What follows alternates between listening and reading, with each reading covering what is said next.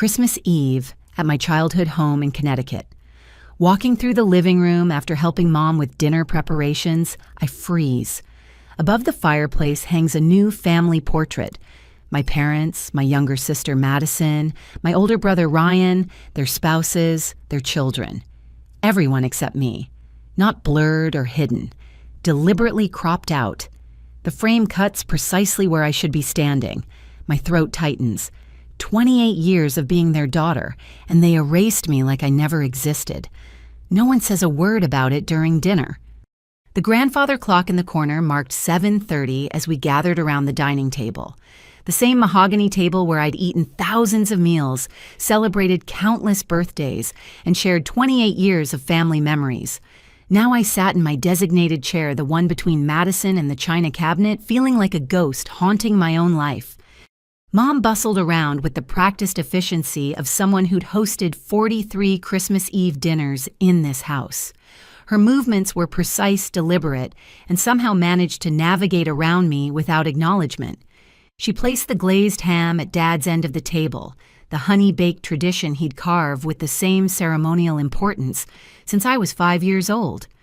Madison sparkled in her emerald dress, left hand strategically positioned to catch the light from the chandelier.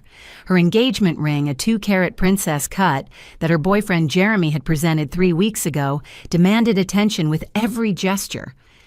Jeremy's family owns that vineyard in Napa Valley. She gushed to our cousin Patricia, who'd arrived an hour ago with her husband and twin boys. We're thinking of having the wedding there next fall. 200 guests, maybe 250. Mom clasped her hands together, her face illuminating with the kind of joy I hadn't seen directed at me in months. Patricia, you should see the dress designs Madison's been considering. We spent all last Tuesday at Kleinfeld's, and the consultant said she'd never seen someone look so stunning in their Panina Tornai collection. Ryan lounged in his chair with the confidence of someone who'd never questioned his place in the world. His wife Emma sat beside him quietly, cutting their daughter Sophia's ham into bite-sized pieces.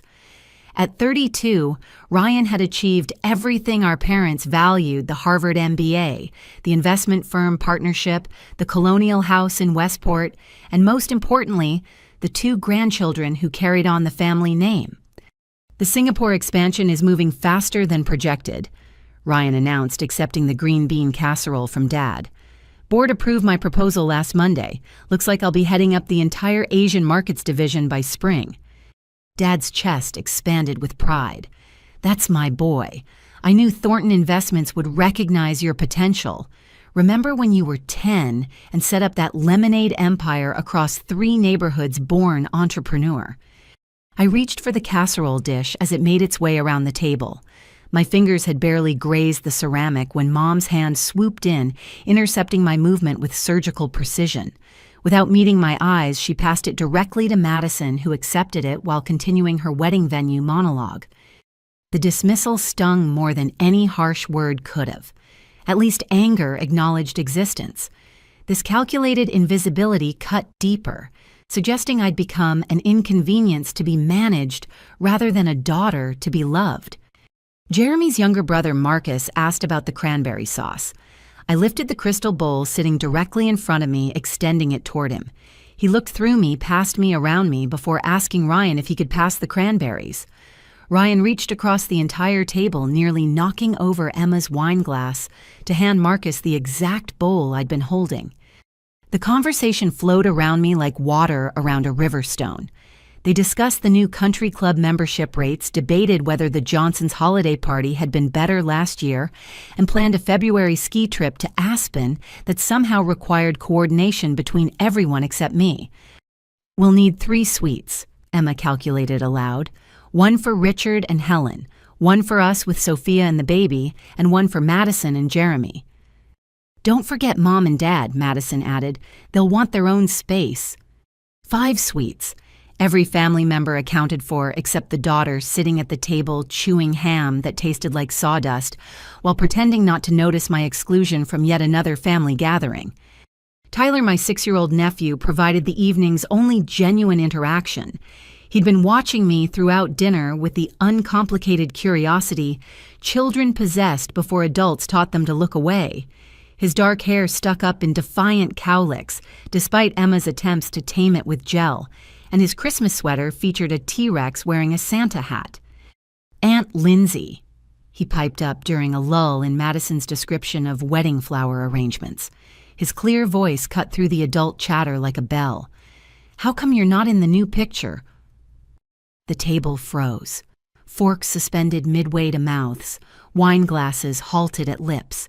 Even baby Charlotte seemed to pause her babbling as 13 pairs of eyes found anywhere to look except at me or Tyler. "What picture, sweetheart?" I kept my voice gentle, though my pulse hammered in my throat. Tyler pointed toward the living room with his fork sending a green bean flying onto the cream tablecloth. "The big one over the fireplace. Mommy and Daddy are in it, and Grandma and Grandpa and Aunt Madison and Uncle Jeremy, but you're not there. Did you have to work?" Mom's recovery was swift and practiced. "Tyler, honey, would you like to open one present early? I think Santa might have left something special under the tree just for good boys who eat all their vegetables." "Really?" Tyler's attention shifted instantly, the question forgotten in the promise of early gift gratification. "Can I pick which one?" "Just one small one," Emma added quickly, shooting a grateful look at Mom. "And finish your ham first." Dad pushed back from the table abruptly, his chair scraping against the hardwood floor. "I'll clear some of these plates. Make room for dessert." He began collecting dishes with uncharacteristic helpfulness, gathering plates that still held half-finished portions of food. Ryan jumped up to assist, suddenly concerned with kitchen duties he'd ignored for 32 years. "Let me help with those, Dad. Emma, why don't you take Tyler to pick out that present?" The orchestrated chaos successfully diverted attention from Tyler's innocent question, but the damage was done. The careful facade cracked just enough to reveal the deliberate nature of their performance. This wasn't thoughtless oversight or benign neglect. This was calculated erasure, and Tyler had almost exposed it. Patricia's husband, Derek, attempted to restart conversation, asking about the renovations to the guest bathroom. Mom latched onto the topic with desperate enthusiasm, describing tile patterns and fixture choices with the kind of detail typically reserved for doctoral dissertations. I pushed green beans around my plate, creating small patterns in the cranberry sauce, while the family rebuilt their wall of normalcy brick by brick. Madison resumed her wedding planning monologue. Ryan returned to discussing quarterly projections. Mom distributed dessert plates with mathematical precision that kept her from acknowledging my existence. But something had shifted. The mask had slipped, and we all knew it. Tyler's question hung in the air like incense, invisible but undeniably present. "How come you're not in the new picture?" 6 words from a child that exposed months of careful orchestration. As Mom brought out her famous chocolate trifle, I caught Dad glancing at the living room doorway. Just for a second, his eyes flickered toward the portrait, then back to his dessert plate. In that momentary lapse, I saw something that might have been guilt or regret or simply discomfort at the complexity of maintaining this charade. But the moment passed. The performance resumed, and I remained at the table, but not a bit present, but erased their daughter, who'd been edited out of the family portrait and apparently out of their lives. The bedroom door clicked shut behind me with a soft finality that echoed in my chest. My childhood sanctuary looked the same at first glance. Lavender walls I'd chosen at 13, the white furniture set Dad assembled while grumbling about Swedish instruction manuals, the window seat where I'd spent countless hours reading. But something felt different. Like looking at a familiar photograph where someone had subtly altered the shadows. I kicked off my heels and padded across the carpet in stockings drawn to the built-in shelves flanking the window. The emptiness hit me first. Where my high school soccer trophies once stood in proud formation, only dust outlines remained. 3 years of varsity championships, the MVP award from senior year, the scholar-athlete recognition, all vanished. The shelf that had sagged slightly under their weight now held a sparse collection of generic ceramic birds that could have come from any department store, clearance rack. My fingers traced the clean rectangles in the dust. These weren't recently removed. The dust patterns had settled and resettled, creating ghost images of achievements that someone had decided no longer deserved display. I sneezed from the disturbed particles and noticed even that sound seemed to disappear too quickly, absorbed by a room that was learning to forget me. The wall opposite my bed had once been a shrine to academic success. Certificates of merit, honor roll commemorations, the acceptance letter from Johns Hopkins I'd framed in celebration, a decade of scholarly achievements that proved I was more than just the middle child. Now 3 landscape prints hung in their place. Generic scenes of beaches and mountains, the kind of mass-produced art you'd find in a budget hotel room. They weren't even level. I crossed to examine them closer. The nail holes from my awards were still visible, hastily spackled, but not sanded smooth. Someone had done this in a hurry, or perhaps simply hadn't cared enough to do it properly. The realization that they'd literally plastered over the holes left by my accomplishments felt like a metaphor too obvious to ignore. The hallway gallery told a similar story. The Johnson family photo timeline, Mom's pride and joy, stretched 20 feet along the corridor connecting the bedrooms. I'd walked past it thousands of times, watching our family evolution from parents with babies to grandparents with grandchildren. Now I moved slowly, examining each frame with detective-like scrutiny. The photo from Ryan's Harvard graduation, I wasn't there, which was impossible because I'd driven up from Baltimore specifically for the ceremony, missing my own finals review to attend. The vacation photo from Hilton Head, my figure had been seamlessly removed from the beach scene, leaving Madison and Ryan building a sandcastle that I knew I'd helped design. Christmas morning from 2018 showed unopened presents where I'd been sitting, my pajama-clad form replaced with more gifts under the tree. Professional work. Not someone's clumsy attempt with a photo app, but actual professional editing that cost money and required effort. They'd invested time and resources into erasing me from our visual history. My stomach churned as I continued down the hall. Some photos remained untouched, ones where I appeared alone or could be cropped without destroying the composition. But every group shot every family milestone, every celebration where my presence would be conspicuous by its absence, had been carefully sanitized. The guest bathroom offered another revelation. Mom kept a rotating display of family photos on the small shelf above the towels, updating them seasonally. I found myself there among the current selection, but relegated to the back row, hidden behind larger frames, featuring Madison's engagement photos and Sophia's first birthday party. When I moved the front photos aside, I discovered my college graduation portrait, my promotion celebration at Hartford Hospital, even the photo from my 25th birthday dinner at their house. All present but purposefully obscured, like keeping someone's number in your phone but never intending to call. Back in my room, I sat heavily on the bed, processing the calculated nature of this erasure. The digital clock on my nightstand glowed 10:47.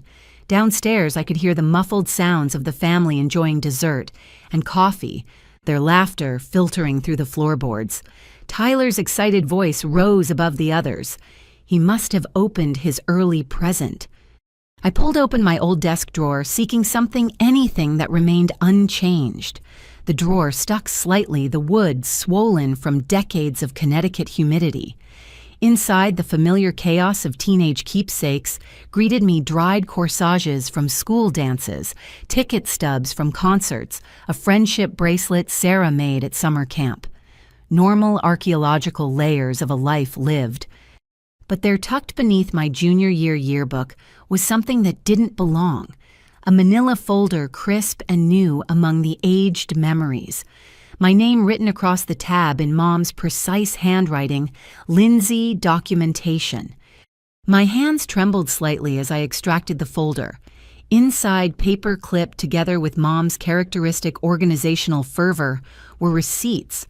Not just any receipts, invoices from Photo Memories, plus a professional photo editing service. The dates jumped out at me: September 15th, September 22nd, October 3rd. A systematic campaign conducted over weeks. The itemized services made my chest tighten. Complex person removal, 12 images. Background reconstruction, 8 images. Shadow and reflection elimination, 15 images. Full portrait modification, 1 large format. The costs were staggering. $75 per complex edit, $150 for the large portrait. The final total circled in red pen, $1,200. $1,200 to erase a daughter from family history. I sank onto the floor, back against the bed receipt spreading across my lap. The clinical language of the invoices, subject extraction, seamless blend, artifact removal, described my elimination with the same detachment you'd use for removing a stain from upholstery. A handwritten note was stapled to the final receipt. Rush job completed as requested. All original files destroyed per your instructions. No backup copies retained. They'd paid extra to ensure no evidence remained of my original presence. This wasn't a moment of anger or a reversible decision. This was thorough, deliberate, and intended to be permanent. My phone buzzed with a text from Sarah. "How's Christmas Eve going? Save me some of your mom's trifle." I almost laughed at the absurdity. How could I explain that not only was I not getting any trifle, but I'd been systematically removed from 2 decades of family photos that my parents had paid the equivalent of a mortgage payment to pretend I'd never existed? Another sound from downstairs, Patricia's twins running through the house, their parents calling after them to be careful. The normal chaos of a family gathering, one I was supposedly part of but had been edited out of like a mistake in post-production. I stood slowly, my reflection catching in the mirror over my dresser. Still there, still real, despite their best efforts to delete me. The woman looking back had her mother's eyes and her father's stubborn chin, genetic evidence that couldn't be photoshopped away no matter how much they paid. But as I gathered the receipts and closed the folder, I realized this discovery was just the beginning. If they'd gone to these lengths to remove me from photos, what else had they done? What other erasures were waiting to be discovered?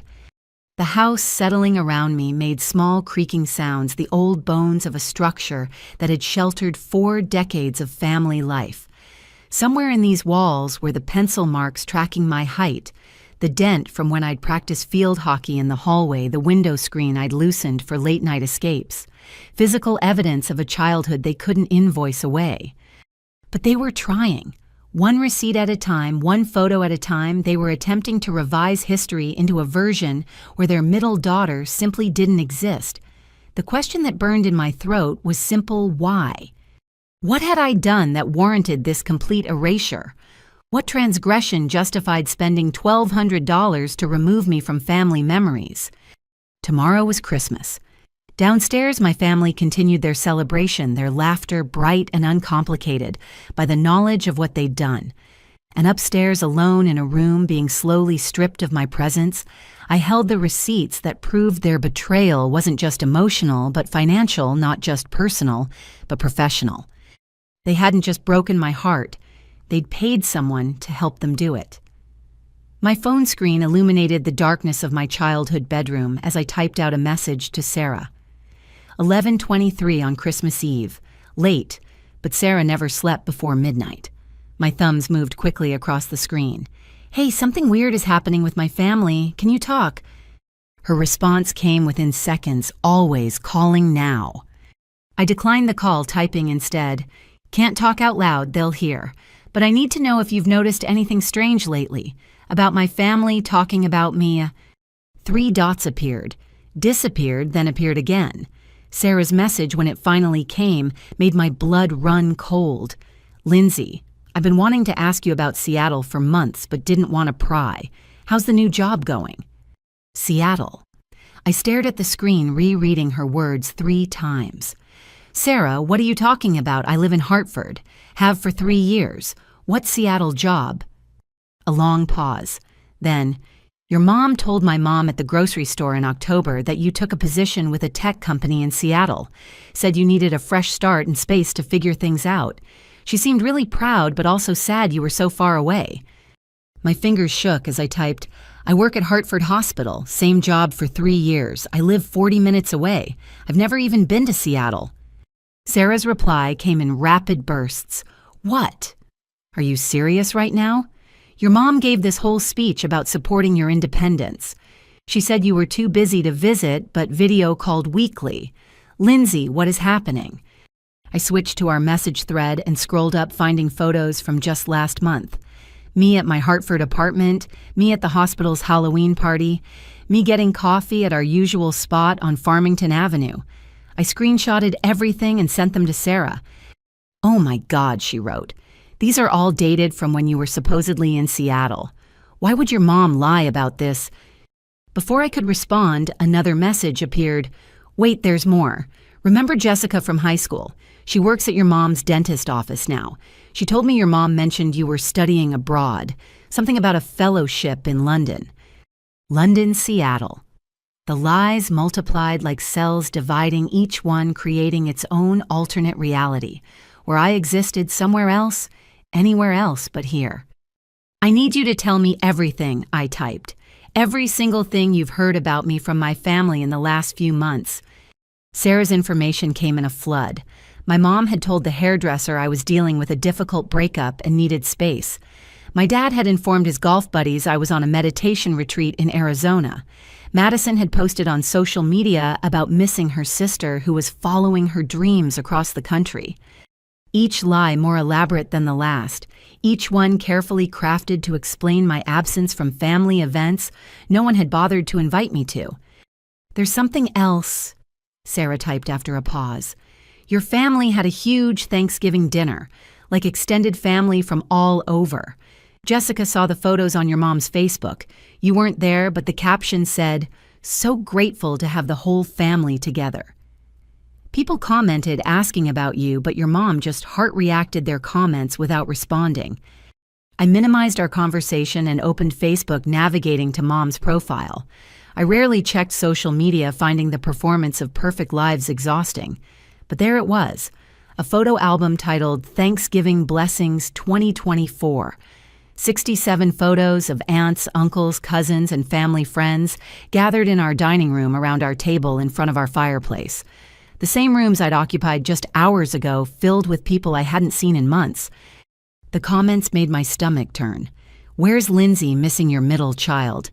Tell Lindsay we missed her. Hope Lindsay could join by video at least."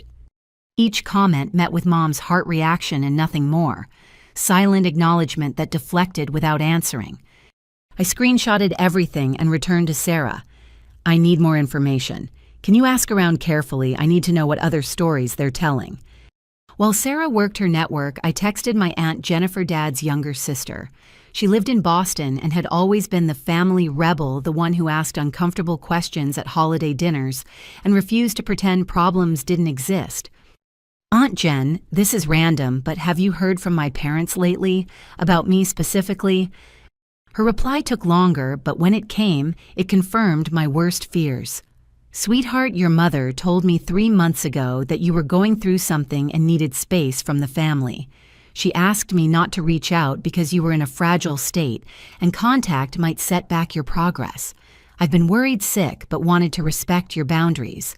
Are you okay?" I called her immediately, not caring who might overhear. She answered on the first ring. "Lindsay, oh thank God, I've been so worried." "Aunt Jen." I whispered, my voice cracking. "I'm fine, I've been fine. I live 40 minutes away and work at the same hospital I've been at for years. I have no idea what Mom told you, but none of it is true." Silence on her end, then a sharp intake of breath. That manipulative witch. I knew something felt wrong. She was too calm about you supposedly needing intensive therapy, too prepared with explanations. Therapy. She told you I was in therapy. Inpatient treatment, she implied. For burnout and anxiety. Said you'd cut contact with everyone while you worked through it. But here's the thing. She slipped up once. Mentioned you'd sent money for your father's medication last month. I asked how you managed that with no contact, and she changed the subject so fast I got whiplash. My mind raced. They were keeping my financial support while telling everyone I'd abandoned the family, taking my money while erasing my presence. "There's more," Aunt Jennifer continued. "I ran into your grandmother at the market last month. She thinks you're studying international business in Prague. Apparently, you send her postcards every week. I don't send postcards. I call her every Sunday. She hasn't mentioned any calls, just postcards with generic messages about enjoying your studies. Someone was intercepting my calls to grandmother. Someone was creating fake postcards. The elaborateness of the deception made my skin crawl. Sarah's messages started flooding in with her reconnaissance. My cousin Tom had been told I'd joined the Peace Corps. The neighbors thought I'd moved for a promotion to California.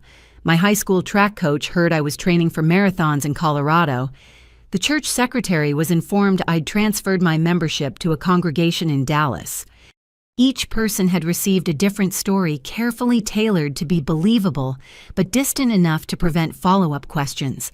A web of lies so complex that untangling one thread would leave dozens more intact. Lindsay. Aunt Jennifer's voice cut through my spiral. I'm documenting everything, every conversation, every date, every detail.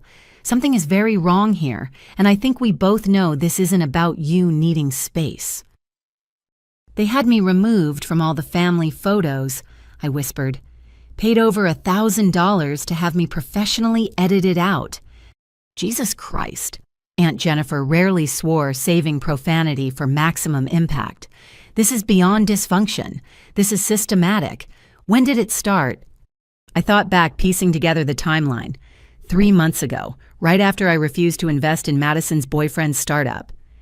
How much did they want? $50,000, my entire savings, for some app that helps people find parking spaces. And when you said no, Mom accused me of not understanding family loyalty, said I was selfish for hoarding money while Madison tried to build a future. Meanwhile, you've been paying your father's medication costs for how long? 2 years, $300 a month minimum. And Ryan invested in this startup, double what they asked from me. The pieces clicked together with sickening clarity. I'd refused to fund their chosen narrative of Madison's perfect life with her perfect boyfriend and his perfect business idea. So they'd written me out of the story entirely.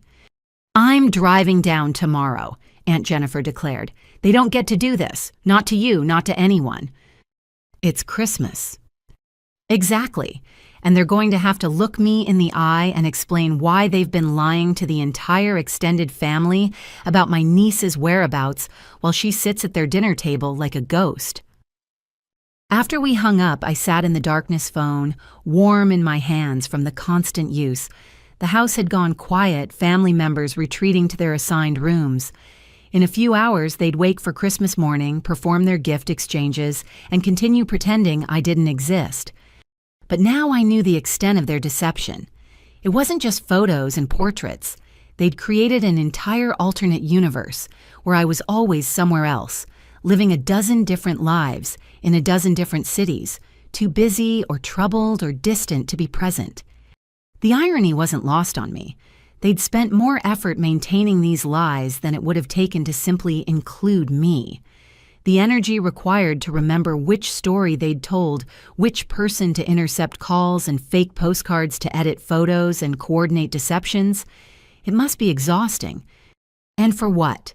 Because I wouldn't risk my financial future on Madison's boyfriend's sure-to-fail startup. Because I'd chosen fiscal responsibility over their version of family loyalty. My phone buzzed with one final text from Sarah. Lindsay, there's one more thing. I overheard my mom on the phone with yours yesterday. Your mom said something about, once the papers are finalized, everything will be cleaner. What papers is she talking about? I stared at the message, a new chill running through me. What papers? What else were they planning to finalize? Tomorrow was Christmas, but it was also the beginning of my investigation into just how far my family had gone to erase me from their lives. And more importantly, why they thought they could get away with it. Sleep eluded me entirely. I lay in my childhood bed staring at the glow-in-the-dark stars I'd stuck to the ceiling in 6th grade, now faded to barely visible pale green dots. My mind churned through every interaction from the past 3 months, searching for the moment everything changed. 3:47 a.m. The house creaked with winter cold and settling wood. I grabbed my laptop from my overnight bag and created a timeline needing to see the pattern laid out clearly. September 15th, the date on the first photo editing receipt. What had happened in mid-September, I opened my phone calendar and scrolled back. September 14th, dinner at my parents' house. Madison had brought Jeremy flush with excitement about his startup idea. I remembered the evening with crystal clarity now. It's revolutionary. Jeremy had insisted over Mom's pot roast, his eyes bright with entrepreneurial fever. Think about how much time people waste looking for parking. ParkSpot will eliminate that entirely. We just need initial investors to believe in the vision. Mom had beamed at him like he'd announced a cure for cancer. Jeremy, that's brilliant. Lindsay, isn't this exactly the kind of innovation hospitals need? Think of all the patients who struggle to find parking for appointments. The pitch had continued through dessert. Market projections sketched on napkins, user interface mock-ups passed around like religious artifacts, and then the ask $50,000 for a 20% stake in a company that existed only in Jeremy's imagination and a half-built app that crashed every time they demonstrated it. I appreciate the opportunity, I'd said carefully, but I can't invest that kind of money in a startup. That's my entire emergency fund and down payment savings combined. The temperature in the room had dropped 10 degrees. Madison's face flushed red. Jeremy's smile tightened into something resembling a grimace. But it was Mom's reaction that haunted me now. The way her expression shifted from warm encouragement to cold assessment, like she was recalculating my value in real time. Family supports family, she'd said quietly. When Ryan needed help with his gambling debts, you didn't hesitate. That was different. He was in trouble. This is a business investment. Madison's future is in trouble if she can't support her partner's dreams. What kind of sister refuses to help with that?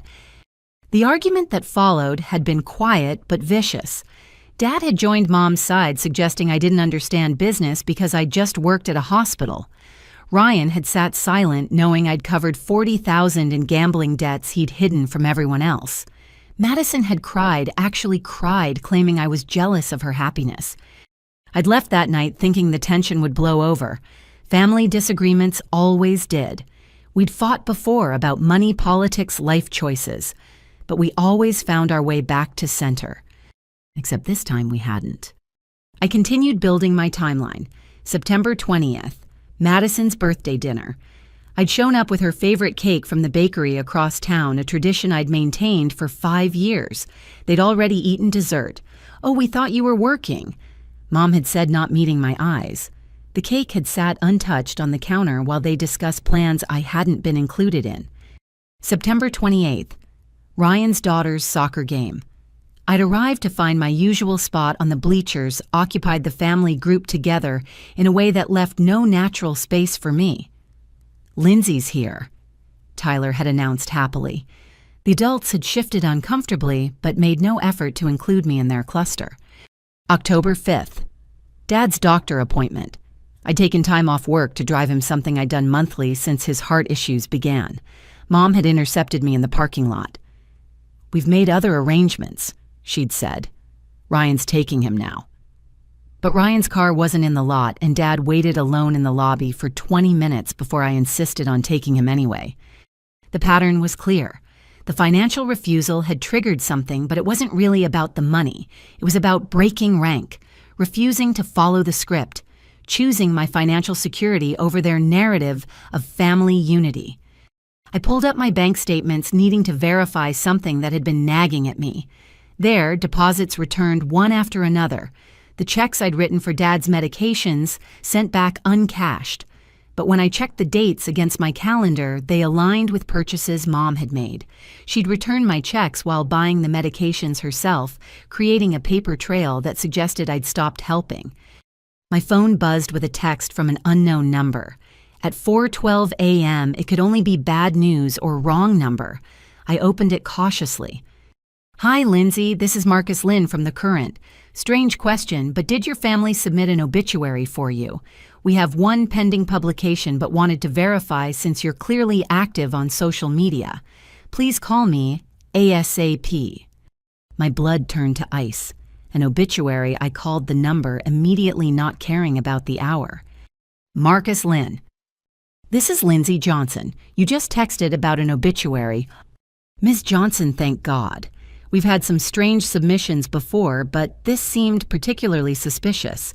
Someone submitted a death notice for you dated next week, claiming you passed away unexpectedly while traveling abroad. I'm very much alive. Who submitted it? The submission came from a Madison Johnson listed as your sister, paid for a full memorial spread with photos and everything. We require verification for all obituaries, which is why I reached out. This is actually the second submission. The first was rejected last month for lack of documentation. They'd tried twice. My family had tried to officially declare me dead in the newspaper. The symbolism was staggering. Not content with erasing me from photos and lying about my whereabouts, they wanted to literally announce my death to the community. Please don't run that obituary. I managed through my shock. And can you send me copies of everything submitted? Already emailed to the address on file. Ms. Johnson, I have to ask, do you feel safe? This kind of thing usually indicates serious family dysfunction or worse. Did I feel safe? I was sitting in my childhood bedroom in my parents' house, surrounded by people who'd paid to have me erased from photos and were now trying to publish my death announcement. Safe wasn't the word I'd use. I'm handling it, I told him. Thank you for checking. After we hung up, I opened my email. The obituary draft made me nauseous. They'd written about my adventurous spirit, taking me far from home, my independent nature that kept me distant from family, my unexpected passing while pursuing dreams abroad. They'd included photos, ones where I appeared alone, carefully selected to avoid showing me with any family members. The memorial service was scheduled for next Friday. They were planning to hold a funeral for their living daughter. I thought about Tyler asking why I wasn't in the portrait, about the extended family gathering for Thanksgiving without me, about the different cities they'd scattered me across in their lies. It all led to this, a final erasure that would explain my permanent absence. But why the $50,000 refusal had started it, but this escalation suggested something deeper. I opened my laptop again and started searching, using skills learned from years of medical research to investigate my own family. Ryan's social media revealed the truth about ParkSpot. Post after post from Jeremy about pivoting to meet market demands and exploring new funding opportunities. Startups speak for failure. The app had launched and died within 6 weeks. Ryan's $100,000 investment had vanished into nothing. They needed someone to blame, someone who'd refused to join their failed venture, whose financial prudence now looked like wisdom while their choices looked like folly. I'd become the scapegoat for a bad business decision that had cost Ryan his children's college funds and Jeremy his credibility. Rather than admit their mistake, they'd chosen to erase the reminder of their failure. Me. My phone showed 4:58 a.m. Soon the house would wake for Christmas morning. Stockings would be opened, gifts exchanged, breakfast prepared, all while they finalized plans for my funeral. I pulled out a legal pad and started writing. Not the emotional letter I wanted to write full of hurt and accusations. Instead, a detailed timeline of their deception. Every lie told, every check returned, every photo edited. The obituary attempts would be the centerpiece. Hard to explain away trying to declare your living daughter dead. They'd started this war with a $1,000 photo editing bill. They'd escalated it with elaborate lies and returned checks. They'd tried to end it with an obituary. But I was still here, still breathing, still their daughter despite their best efforts to pretend otherwise. And tomorrow, today technically, I would hand them an envelope that would change everything. Because while they'd been busy erasing me from their lives, I'd been documenting every step of their campaign. The pattern was clear, the evidence overwhelming, the next move was mine. Christmas morning was about to become very interesting. 7:30 a.m. arrived with the sound of movement downstairs. Coffee brewing cabinets opening and closing, the familiar rhythm of Mom preparing Christmas morning breakfast. I'd showered and dressed carefully, professional slacks and a cashmere sweater that said successful adult daughter rather than family disappointment. My overnight bag was already packed, sitting by the door like an escape pod. I descended the stairs to find the living room transformed into a gift-wrapping explosion. Presents spilled from beneath the tree in coordinated paper, silver and gold for the adults, bright reds and greens for the children. The stockings hung in their traditional order: Dad, Mom, Ryan, Madison. The empty hook where mine should have hung seemed to grow larger the longer I stared at it. "Morning," I said to the room at large. Dad glanced up from his newspaper, gave a brief nod, then returned to the sports section. Mom bustled past carrying a tray of cinnamon rolls, her Christmas apron proclaiming Grandma's Kitchen in embroidered letters. She moved around me like I was furniture. Madison emerged from the kitchen carrying orange juice, her silk pajamas, and perfectly styled hair, making her look like a Christmas morning stock photo. "Jeremy's on his way," she announced. He had to stop by his parents first. Ryan and Emma appeared with the children, Sophia racing toward the tree, while Tyler rubbed sleep from his eyes. Emma carried baby Charlotte, who gurgled happily in her Christmas onesie. The perfect family tableau missing only one component: acknowledgement that I existed. I took my usual seat on the love seat, holding the gift bags I'd brought. They sat beside me like evidence at a trial wrapped in paper I'd chosen specifically. Silver with snowflakes, the same pattern Mom used for special presents. Inside were thoughtful gifts selected months ago before I knew I was being systematically erased. A first edition Virginia Woolf for Mom, who collected rare books. The vintage Swiss Army watch Dad had admired in an antique shop window. A spa weekend voucher for Madison. Rare bourbon for Ryan. Gifts for a family that was attempting to declare me dead. "Present time," Mom announced with forced cheer. She settled into her director's chair. Yes, she had a specific chair for gift distribution, and began calling out names. "This one's for Sophia from Santa. Tyler, here's yours from Grandpa. Emma, this lovely box is from Madison."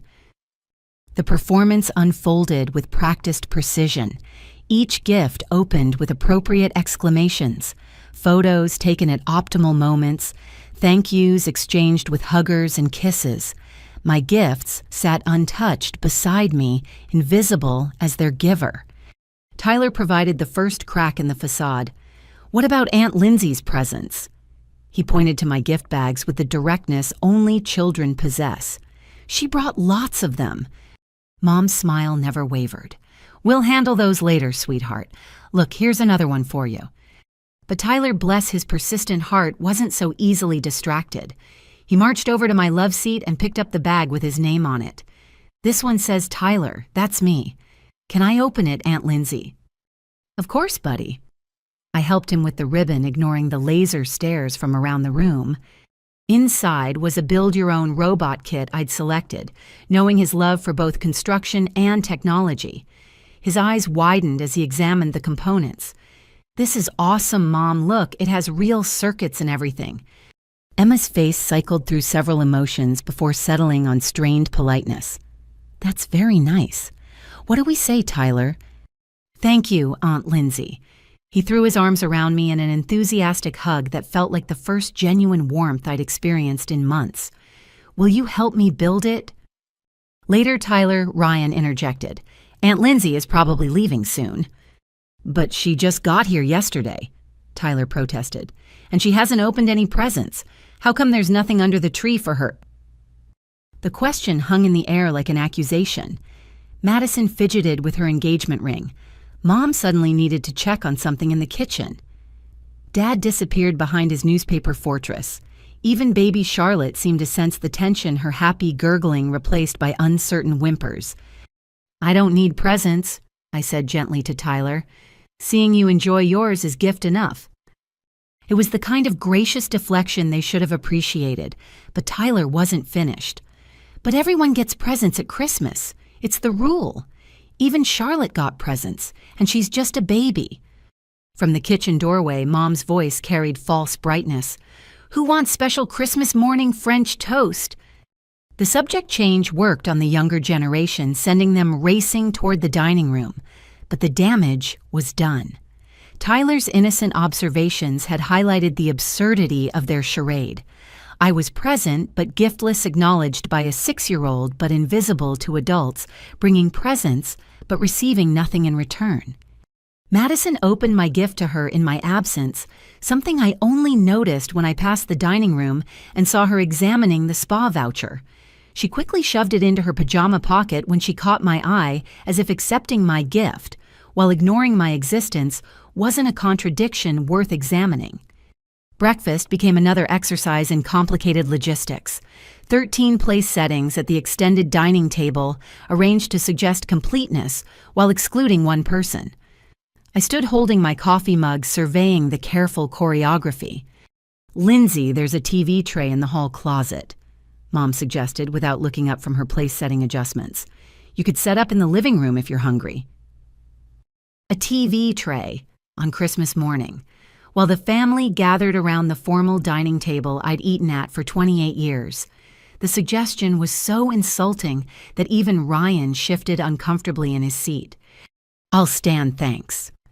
I leaned against the doorframe, sipping coffee while watching them navigate around the elephant in the room. Jeremy arrived just as they were sitting down, apologizing for his lateness with charm that didn't quite reach his eyes. He kissed Madison's cheek and took the seat that would have been mine in any normal year. "Great spread, Helen," he complimented Mom. "You've outdone yourself." "Oh, Jeremy, you're family now." Mom beamed at her future son-in-law while her actual daughter stood 6 feet away like a specter at the feast. "I made your favorite. Apple cinnamon French toast." My favorite. She'd made my favorite breakfast for the man whose failed business venture had started this entire catastrophe. The irony was sharp enough to cut. Patricia and Derek arrived with the twins as breakfast concluded, adding to the chaos. More greetings, more gifts, more careful navigation around my presence. Patricia hugged everyone except me, not from malice, but from uncertainty, picking up on the family's cues without understanding them. I helped clear plates, moving through the kitchen with the efficiency of someone who'd performed these tasks countless times. Mom worked beside me in silence, our movements a practiced dance of avoidance. She washed, I dried, neither acknowledging the strange intimacy of shared chores amidst emotional warfare. "The Roberts are stopping by this afternoon," she mentioned to the air above my left shoulder. "And the Hendersons. Madison wants to show off her ring to everyone." An announcement disguised as small talk.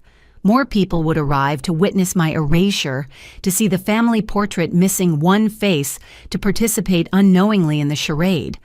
I wondered if they'd notice my absence from the photos, or if, like everything else, it would be explained away with lies about Seattle and London and wherever else they'd scattered me in their fiction. Tyler found me in the kitchen as I finished the dishes. He carried the robot kit instructions already unfolded and studied with the intensity of a scholar. "Aunt Lindsay, it says we need a Phillips head screwdriver. Do you have one? Let's check the garage," I suggested, grateful for the excuse to escape. We spent the next hour assembling tiny parts while the house filled with extended family and friends. Tyler chattered about school and friends and his plans to become either a robot designer or a dinosaur hunter, possibly both. Normal aunt-nephew bonding that felt revolutionary in its simplicity. "Why don't you come to my soccer games anymore?" he asked, suddenly tiny fingers working to connect circuit boards. "I scored 3 goals last month." Another innocent question that cut deep. "I didn't know about them, buddy. Nobody told me when they were." "But Mom sends the schedule to everyone." His brow furrowed with confusion. "She makes a big email list. All the grandparents and aunts and uncles get it. All except one, apparently. Add it to the list of small erasures, school plays uninvited to soccer games, unannounced birthday parties that happened without me. Death by 1,000 exclusions." We finished the robot's basic assembly just as Mom called everyone for gift exchange round 2, with the extended family. I helped Tyler clean up our workspace, packing the remaining components carefully. "Thank you for helping me," he said solemnly. "And thank you for my present.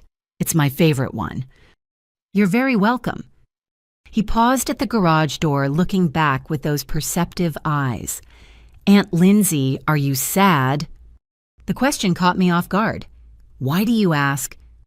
Because everyone's acting weird, and you look like Mom does when she's pretending not to cry. And there's no presents for you, and your stocking isn't hung up, and you're not in the picture. His words tumbled out in a rush of 6-year-old concern. Did you do something bad? No, buddy. Sometimes families get complicated, but it's not your worry, okay? You just enjoy your Christmas. He hugged me again, fierce and protective. I love you, Aunt Lindsay. Even if you're not in the picture, you're still my aunt. Even if you're not in the picture. From the mouths of babes came the truth no adult would speak. I was still family despite their best efforts to pretend otherwise. Tyler ran off to show his robot progress to anyone who'd listen, leaving me alone in the garage with the echo of unconditional love from the one family member too young to learn the rules of exclusion. When I returned to the house, the second wave of gift exchange was in full swing. More presents, distributed more photos, taken more performed joy that carefully cropped me out of frame. I stood in the archway between rooms visible but unacknowledged, holding my unopened gifts like props in a play where I'd been written out of the script. The portrait above the fireplace seemed to grow larger with each passing hour, the missing space where I should have been becoming a void that pulled all attention. Visitors glanced at it, then at the family, some mental arithmetic not quite adding up. But politeness prevented questions, and the performance continued. Madison modeled her ring for the dozenth time. Ryan discussed market projections with anyone who'd listen. Mom orchestrated social interactions with military precision. Dad retreated to his recliner with the remote control held like a shield. And I existed in the spaces between, neither fully present nor completely absent, a ghost haunting my own life.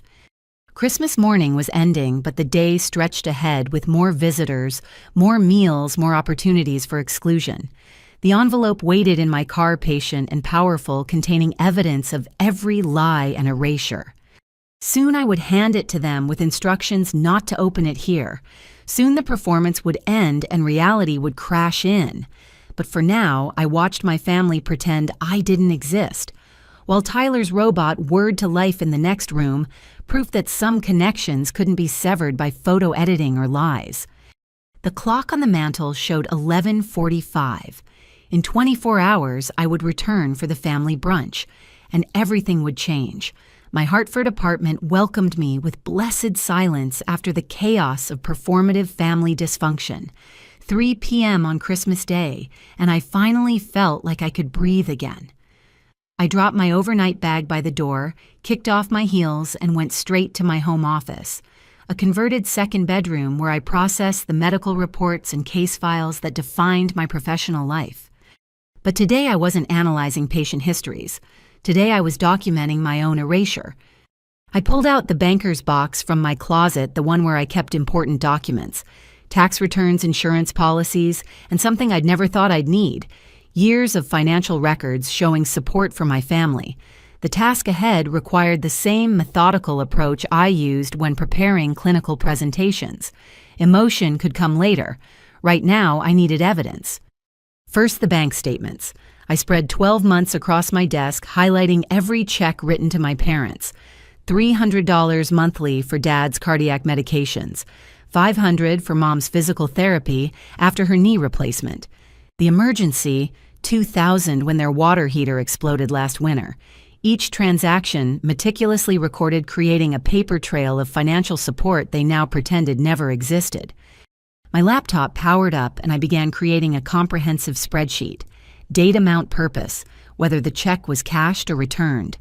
The returned check started in October, $1,200 floating in financial limbo, while my parents told relatives I'd abandoned them. I photographed each returned check front and back, creating digital evidence of their rejection. Next, the photos. I had thousands stored in cloud backups, years of family gatherings they couldn't erase from my personal archives. I selected carefully images that showed my integration into family life. The photo from Mom's 60th birthday where I'd organized the entire surprise party. Ryan's wedding where I'd given a toast that made everyone cry. Madison's college graduation, where I'd driven 10 hours straight from my own hospital shift to attend. Each photo told a story of presence they were now denying. I printed them on my high-quality photo printer, arranging them chronologically. Here was proof of existence that no Photo Memories Plus invoice could eliminate. The text messages required more emotional fortitude. I scrolled through years of conversations, screenshotting requests for help I'd always fulfilled. Mom asking me to pick up groceries when Dad had his procedure. Ryan begging for money to cover gambling debts before Emma found out. Madison needing rides, needing advice, needing a sister who always showed up. The evidence of my availability, reliability, and constant presence in their lives filled page after page. Then came the hard part, documenting their recent lies. I created a new folder labeled False Narratives and began compiling the evidence Sarah and Aunt Jennifer had gathered. Screenshots of Madison's social media posts about missing her distant sister, the conflicting stories about my whereabouts, Seattle, London, Prague, Arizona, the Thanksgiving photos showing a complete family gathering I'd never been invited to. I found the photographer's website and located the original family portrait.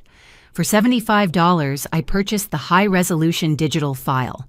The metadata confirmed what I already knew. The photo was taken October 2nd, a day I'd specifically arranged my schedule to attend.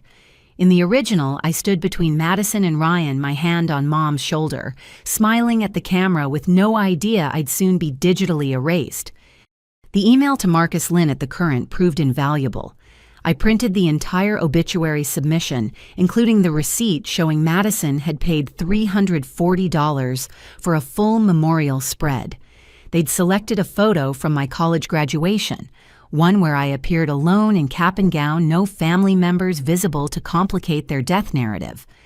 I drafted a timeline on legal paper, my handwriting precise and clinical. September 14th, refused $50,000 investment in Park Spot. September 15th, first photo editing receipt dated. September 20th, excluded from Madison's birthday dinner. September 28th, blocked from family seating at soccer game. October 5th, prevented from taking Dad to doctor. October 15th, checks begin being returned. October 30th, false stories about my location begin circulating.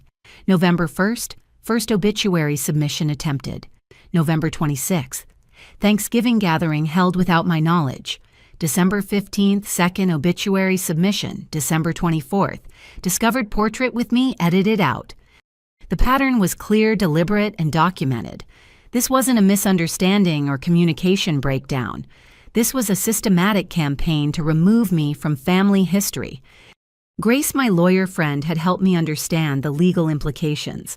While family members had no obligation to maintain relationships, fraud was another matter. Attempting to publish death notices for living people crossed legal boundaries. Telling different lies to collect sympathy while continuing to accept financial support skirted fraud. The returned checks while claiming I'd stopped helping could be construed as defamation. I wasn't planning to sue my family, but I wanted them to understand that their actions had legal weight, that erasure came with consequences beyond hurt feelings. The medical records came next. 2 years ago, when Dad needed a kidney transplant evaluation, I'd undergone testing as a potential donor. My blood type made me a match, and I'd spent weeks undergoing psychological and physical evaluations. The transplant became unnecessary when medication managed his condition, but the records showed my willingness to literally give an organ for the man now pretending I didn't exist. I included emails from that time, Dad's grateful messages about my sacrifice, Mom's tears of relief that I was willing Ryan's admission that he was terrified to get tested himself, evidence of love that predated their current fiction. The hardest document to write was the personal letter. I went through several drafts, each angrier than the last. Finally, I found the right tone.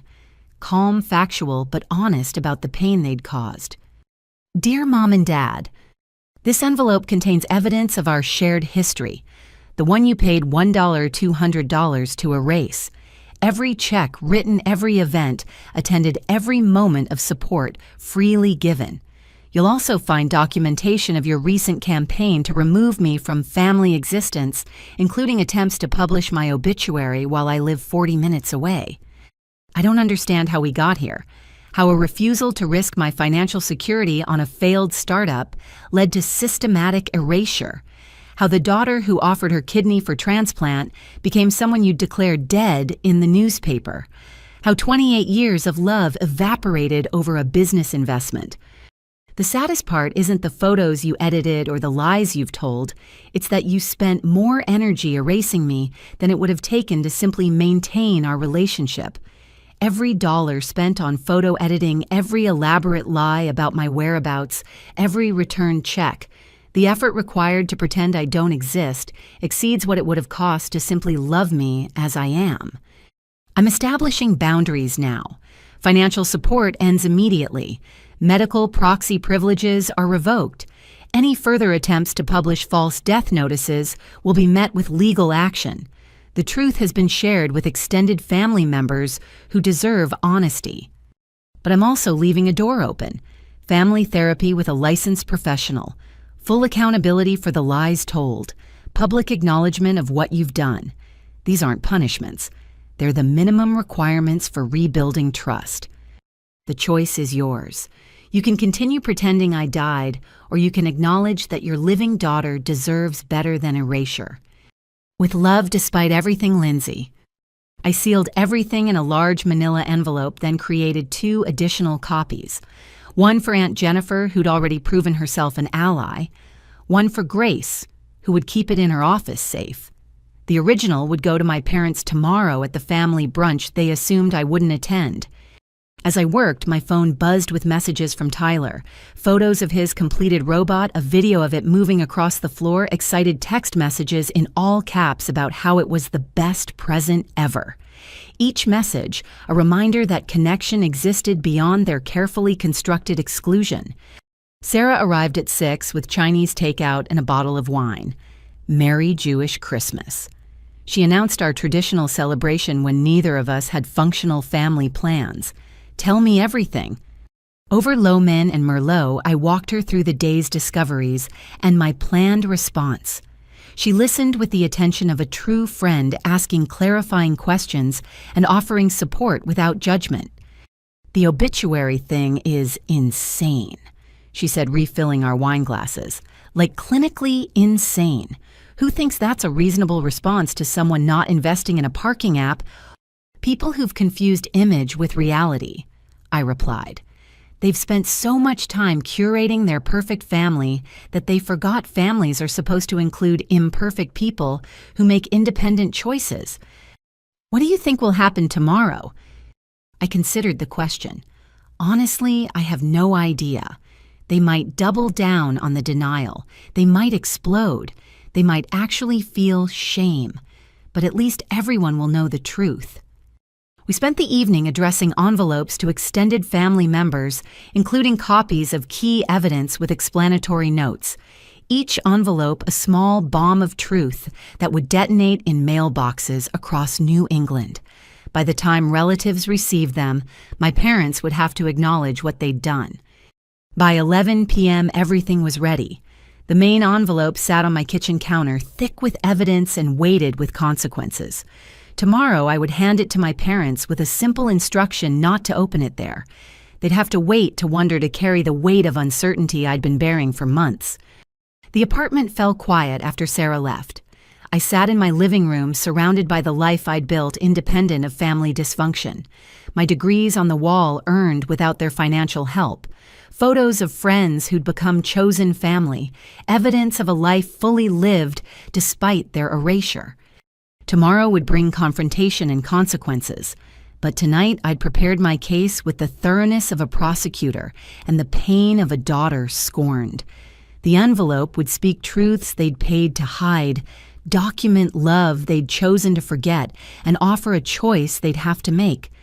Erasure, I'd learned, was expensive but reversible.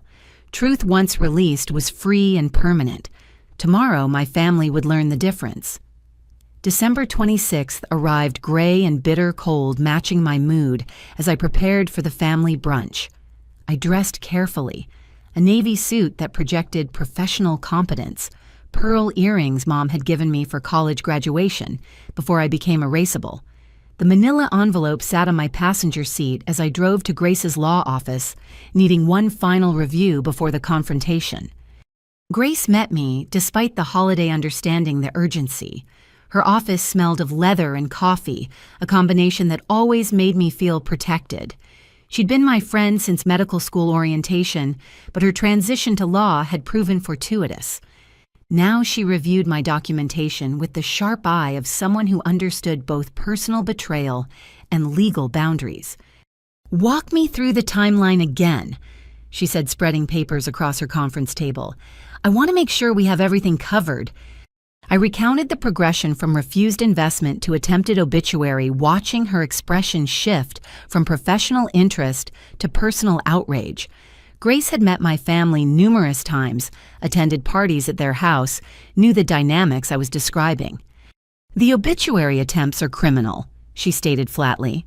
"Fraud, possibly identity theft, depending on how they presented themselves to the newspaper. The return checks, while claiming you stopped supporting them, could constitute defamation if they've damaged your reputation with family members. I don't want to prosecute.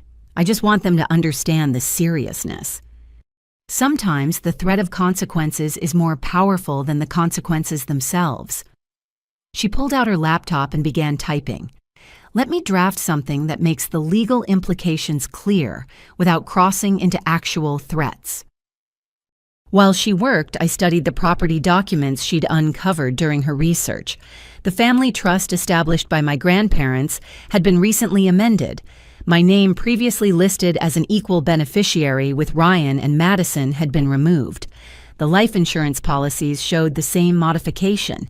Even the emergency contact forms for Dad's medical providers had been changed, despite my healthcare background making me the logical choice. "This is thorough," Grace murmured. "They didn't just remove you from photos. They've systematically eliminated any legal claim you might have to family assets or decision-making power." "When did they make these changes?" "The trust was amended October 10th, life insurance on October 17th, everything filed within a 2-week period." She pulled up another document. "Here's what's interesting. They listed the reason as beneficiary permanently relocated overseas on the insurance forms. They're creating a paper trail to support their lies." The calculation required for such comprehensive erasure stunned me. While I'd been working extra shifts to cover Dad's medication costs, they'd been meeting with lawyers and insurance agents to write me out of everything. The time invested, the money spent on legal fees, the coordination required. It spoke to a level of commitment that transformed hurt into something colder. "There's more." Grace continued, her expression darkening. "I found something concerning in the trust amendment. There's a clause about missing beneficiaries that activates if someone can't be located for 6 months. Given their obituary attempts and false stories about your whereabouts, they're trying to have me declared legally missing. It's a possible interpretation. Create enough documentation that you're unreachable. Wait 6 months, then claim your portion of the trust reverts to the remaining beneficiaries." She printed the relevant pages, highlighting key sections. "Madison and Ryan would split your third worth approximately $400,000 based on the last valuation. $400,000. The amount made their $50,000 investment request seem even more insulting. They'd wanted me to risk my savings on a doomed startup while planning to steal my inheritance through legal maneuvering. Grace drafted a formal letter outlining the legal implications of their actions. It referenced specific statutes about fraud defamation and inheritance manipulation without making direct threats. The language was precise, professional, and devastating in its clarity. She also prepared a cease and desist order regarding any further obituary attempts or false statements about my whereabouts. "I'm including a documentation preservation notice," she explained. "They'll be legally required to maintain all records related to these actions: emails, texts, receipts. If this escalates, we'll need that evidence." While she finalized the documents, I reviewed the medical proxy forms I'd prepared. Previously, my parents held decision-making power if I became incapacitated. The new forms revoked their authority, assigning it to Sarah and Grace instead. It felt strange removing parents from such an intimate role, but I couldn't trust people actively trying to declare me dead with power over my life. "One more thing," Grace said, pulling up her email. "Remember Dr. Patricia Hernandez from the Medical Ethics Board? I reached out to her about the kidney donor situation. She's willing to provide a statement about the psychological evaluation required for living donors. It would emphasize that you underwent significant testing and counseling to potentially save your father's life." I nodded, adding it to the growing pile of evidence. Each document painted a picture of a daughter who'd given everything and received erasure in return. The medical records were particularly damning. Who edits out someone willing to donate an organ? My phone buzzed with a text from Aunt Jennifer. "Just arrived at your parents' house. The extended family is gathering. Your absence has been noticed and questioned. I'm saying nothing until you arrive. Stay strong." "It's time," I told Grace. "The audience is assembled." She handed me the completed legal documents, now bound in a professional folder that added weight to their authority. "Remember, you don't have to explain or justify anything. The documents speak for themselves. If they become hostile, you leave immediately, and we proceed with formal legal channels." What are the odds they'll choose reconciliation over continued denial? Grace considered the question with lawyer-like care. In my experience, people this invested in a lie rarely abandon it willingly. They've spent months and thousands of dollars creating this fiction. Admitting the truth means acknowledging not just the original conflict, but every subsequent betrayal. That's a lot of shame to process. We arranged the documents in order of impact.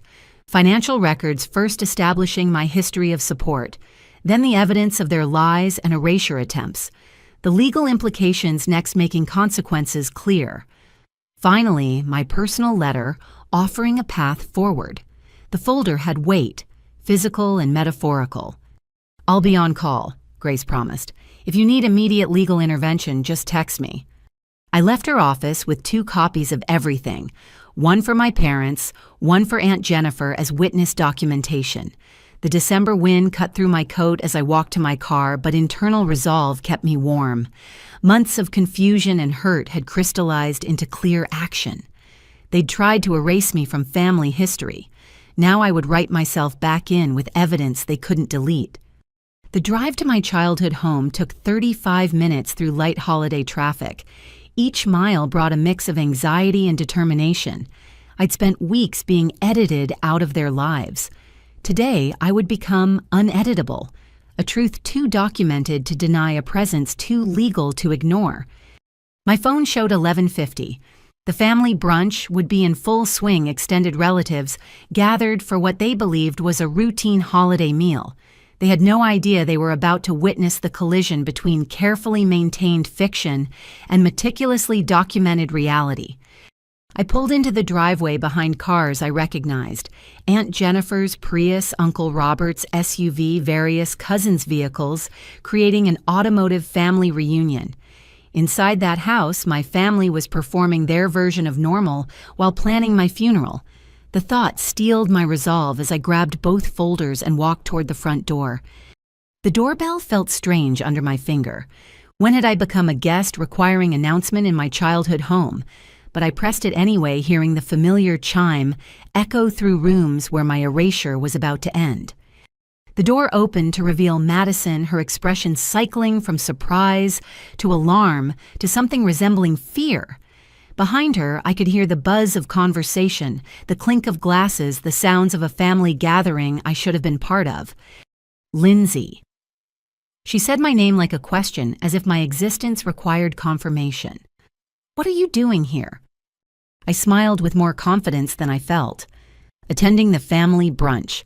Isn't that what we do on December 26th? She stood frozen in the doorway, blocking my entrance, while her mind clearly raced through options. But I was done waiting for permission to exist. I stepped forward and she automatically moved aside, 28 years of sibling dynamics overriding recent programming. The house smelled of coffee and Mom's famous breakfast casserole. Familiar voices carried from the dining room, punctuated by laughter that would soon end. I walked through my childhood home like I belonged there, because despite their best efforts, I did.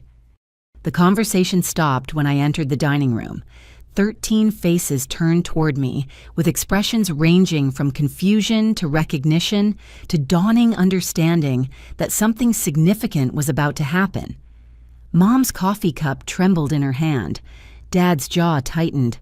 Ryan wouldn't meet my eyes. But Aunt Jennifer smiled fierce and proud as I took my place at the table I'd been excluded from just yesterday. "Good morning, everyone," I said, setting the manila envelope prominently beside my plate. "I hope I'm not too late for brunch." The dining room fell silent except for the grandfather clock's steady ticking. 13 pairs of eyes tracked my movement as I pulled out the chair between Aunt Jennifer and Cousin Patricia. My traditional spot at family gatherings left empty, but not eliminated. The wood scraped against hardwood as I settled in, placing the manila envelope beside the untouched place, setting someone had reflexively laid out. "Lindsay," Mom's voice carried forced brightness. "We weren't expecting you." "Strange," I replied, accepting the coffee pot from Aunt Jennifer. "December 26th brunch has been a family tradition for 15 years. Why wouldn't I be here?" Uncle Robert cleared his throat, his investment banker instincts sensing undercurrents. "We were just discussing your new position in Seattle. Exciting opportunity in tech, your mother says." "I'm curious about that." I stirred cream into my coffee with deliberate calm. Which tech company did she say I worked for? Mom's knuckles whitened around her fork. I may have gotten some details confused. "Microsoft," Madison interjected quickly. "You're with Microsoft's healthcare division." "Amazon," Ryan said simultaneously. "Cloud computing for hospitals." The conflicting lies hung in the air like discharged weapons. Patricia's eyebrows climbed toward her hairline, while Derek exchanged glances with Aunt Jennifer. Even Jeremy, master of startup doublespeak, seemed to recognize the contradiction. "Interesting." I took a sip of coffee. "Two different companies. What are the odds I work for both?" "Communication mix-up." Dad growled his standard response to any family conflict. "Not important. Pass the fruit salad." But Grandma, 91 and sharp as surgical steel, wasn't satisfied. "I thought you were studying in Prague, dear. Your postcards describe the architecture beautifully." Postcards. I kept my voice level despite the fresh wound. "What do they say exactly?" She reached into her purse, producing a small stack tied with ribbon. "Such lovely messages about your international business program, though your handwriting seems different somehow. More." She squinted at the cards. "Masculine."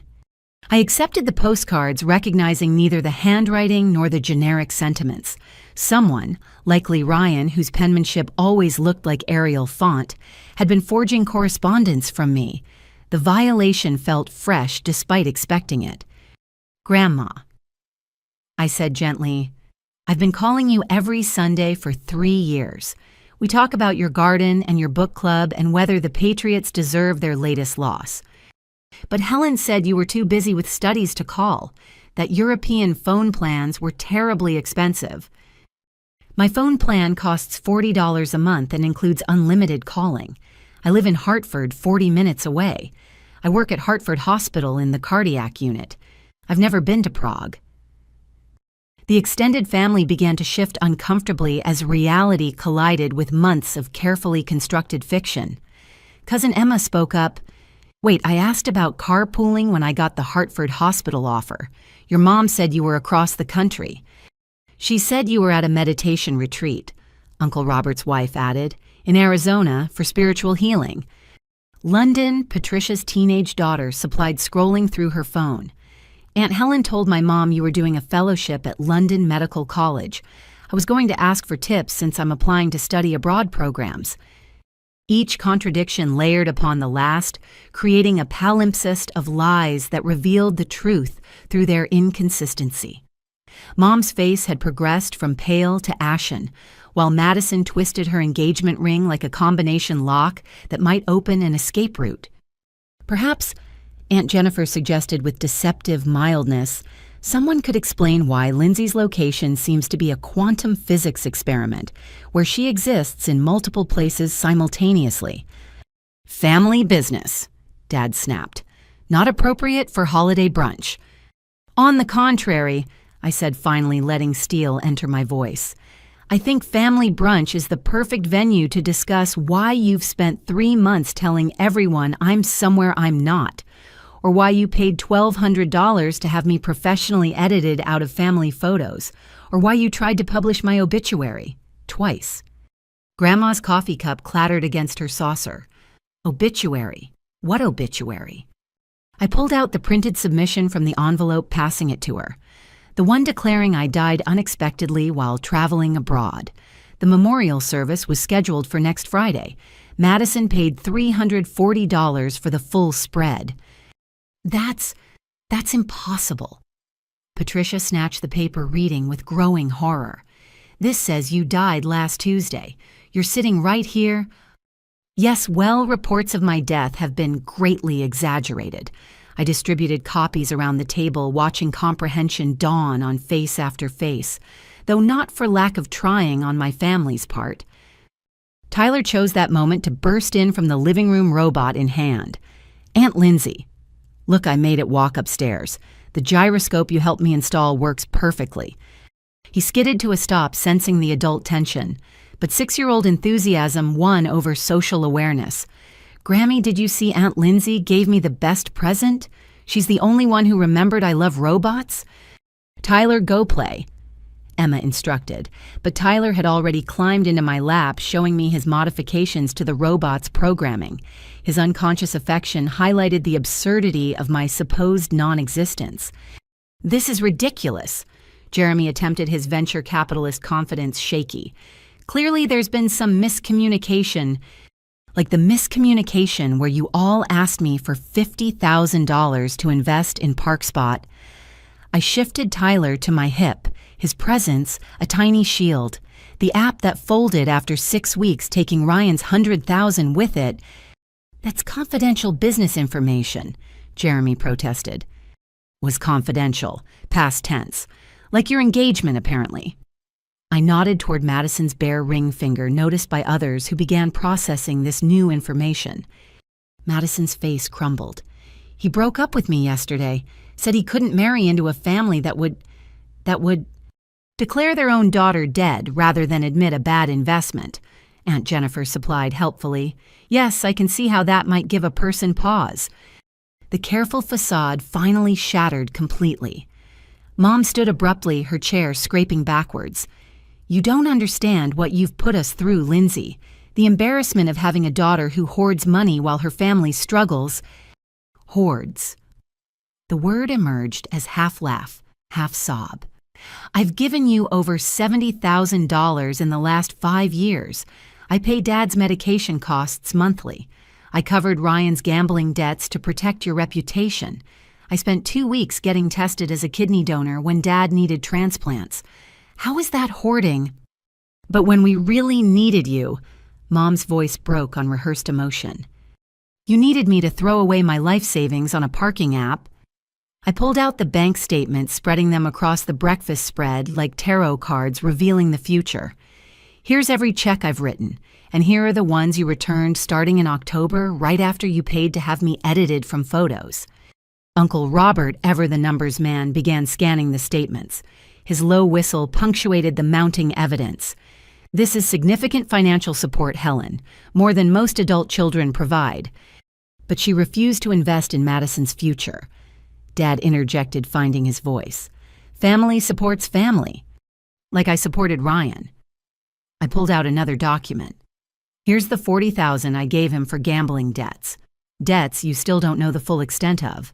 Ryan, would you like to tell them about the second mortgage on your house? The one Emma doesn't know about. Ryan's face went from red to white. Emma turned slowly toward her husband. Second mortgage. What second mortgage? Or should we discuss the family trust? I continued, momentum building. The one you amended in October to remove me as beneficiary. The one that would have distributed my third to Madison and Ryan if you'd successfully convinced people I was dead. Gasps rippled around the table as implications sank in. Cousin Patricia's husband, a contracts lawyer, reached for the trust documents I'd laid out. His expression grew increasingly grim as he read. This is conspiracy to commit fraud," he said quietly. "If Lindsay had actually died mysteriously abroad after you'd spread stories about her various locations, removed her from family photos, and changed beneficiary documents, we would never—" Mom's protest rang hollow even to her. "Never what?" I asked. "Never edit me out of existence, never tell everyone I'm in 12 different cities, never try to publish my death notice. You've already done all that. What exactly wouldn't you do?" Tyler wiggled in my arms, upset by raised voices. I set him down gently. "Go find your robot manual, buddy. We'll work on new programs later." He scampered off, but not before announcing, "I'm glad you're not really dead, Aunt Lindsay. That would be super sad." From the mouths of babes. Grandma had been uncharacteristically quiet studying the postcards supposedly from me. Now she spoke with matriarchal authority that commanded instant attention. "Helen Marie Johnson, explain yourself, immediately." Mom crumbled under her mother's glare. She betrayed the family, refused to support Madison's dreams. After everything we've done for her, everything you've done. My laugh felt like broken glass in my throat. "You mean, like teaching me family means unconditional support while placing conditions on your love, or maybe raising me to be financially responsible, then punishing me for it. You're twisting things. Am I pulled out the photo editing receipts. $1,200 to remove me from family pictures. That's not twisted, creating fake postcards from me. Publishing death notices. Which part am I misunderstanding?" Aunt Jennifer placed a protective hand on my shoulder. "I've been documenting everything for months. Every lie told, every story changed, every relative given different information. Would anyone like to guess how many versions of Lindsay's whereabouts I've collected?" She produced her own folder thick with notes and screenshots. 14 different cities across 6 continents. She's apparently studying, working, meditating, and dying simultaneously in multiple time zones. It's almost impressive in its audacity. We were protecting the family's reputation. Dad attempted one last defense. People talk when children become estranged. We gave them reasons that preserved everyone's dignity. Everyone's except mine. I stood slowly gathering my documents. You turned me into a cautionary tale, a wayward daughter too selfish to support family. Meanwhile, I was 40 minutes away, working extra shifts to pay for medications. You're now buying yourself to maintain the fiction that I abandoned you. The room felt too small, too hot, too full of revealed truths and shattered pretenses. Mom had started crying. Real tears this time, not the performed emotion from earlier. Madison sat frozen, staring at her bare ring finger, as if it held answers. Ryan kept glancing between Emma and the second mortgage documentation, calculating which relationship might survive the morning. "I'll be back tomorrow," I announced, leaving the manila envelope on the table. That contains full documentation of everything: financial records, photo receipts, obituary attempts, legal implications. Aunt Jennifer and my lawyer have copies. So does the Hartford Courant, though. They've agreed to hold the story pending family resolution. Story. Mom's tears stopped abruptly. What story? Local family attempts to declare living daughter dead after failed investment. Has a nice ring to it. Don't you think Marcus Lynn is particularly interested in the photo editing angle? Says it speaks to modern family dynamics in the social media age. The threat of public exposure hit harder than any emotional appeal.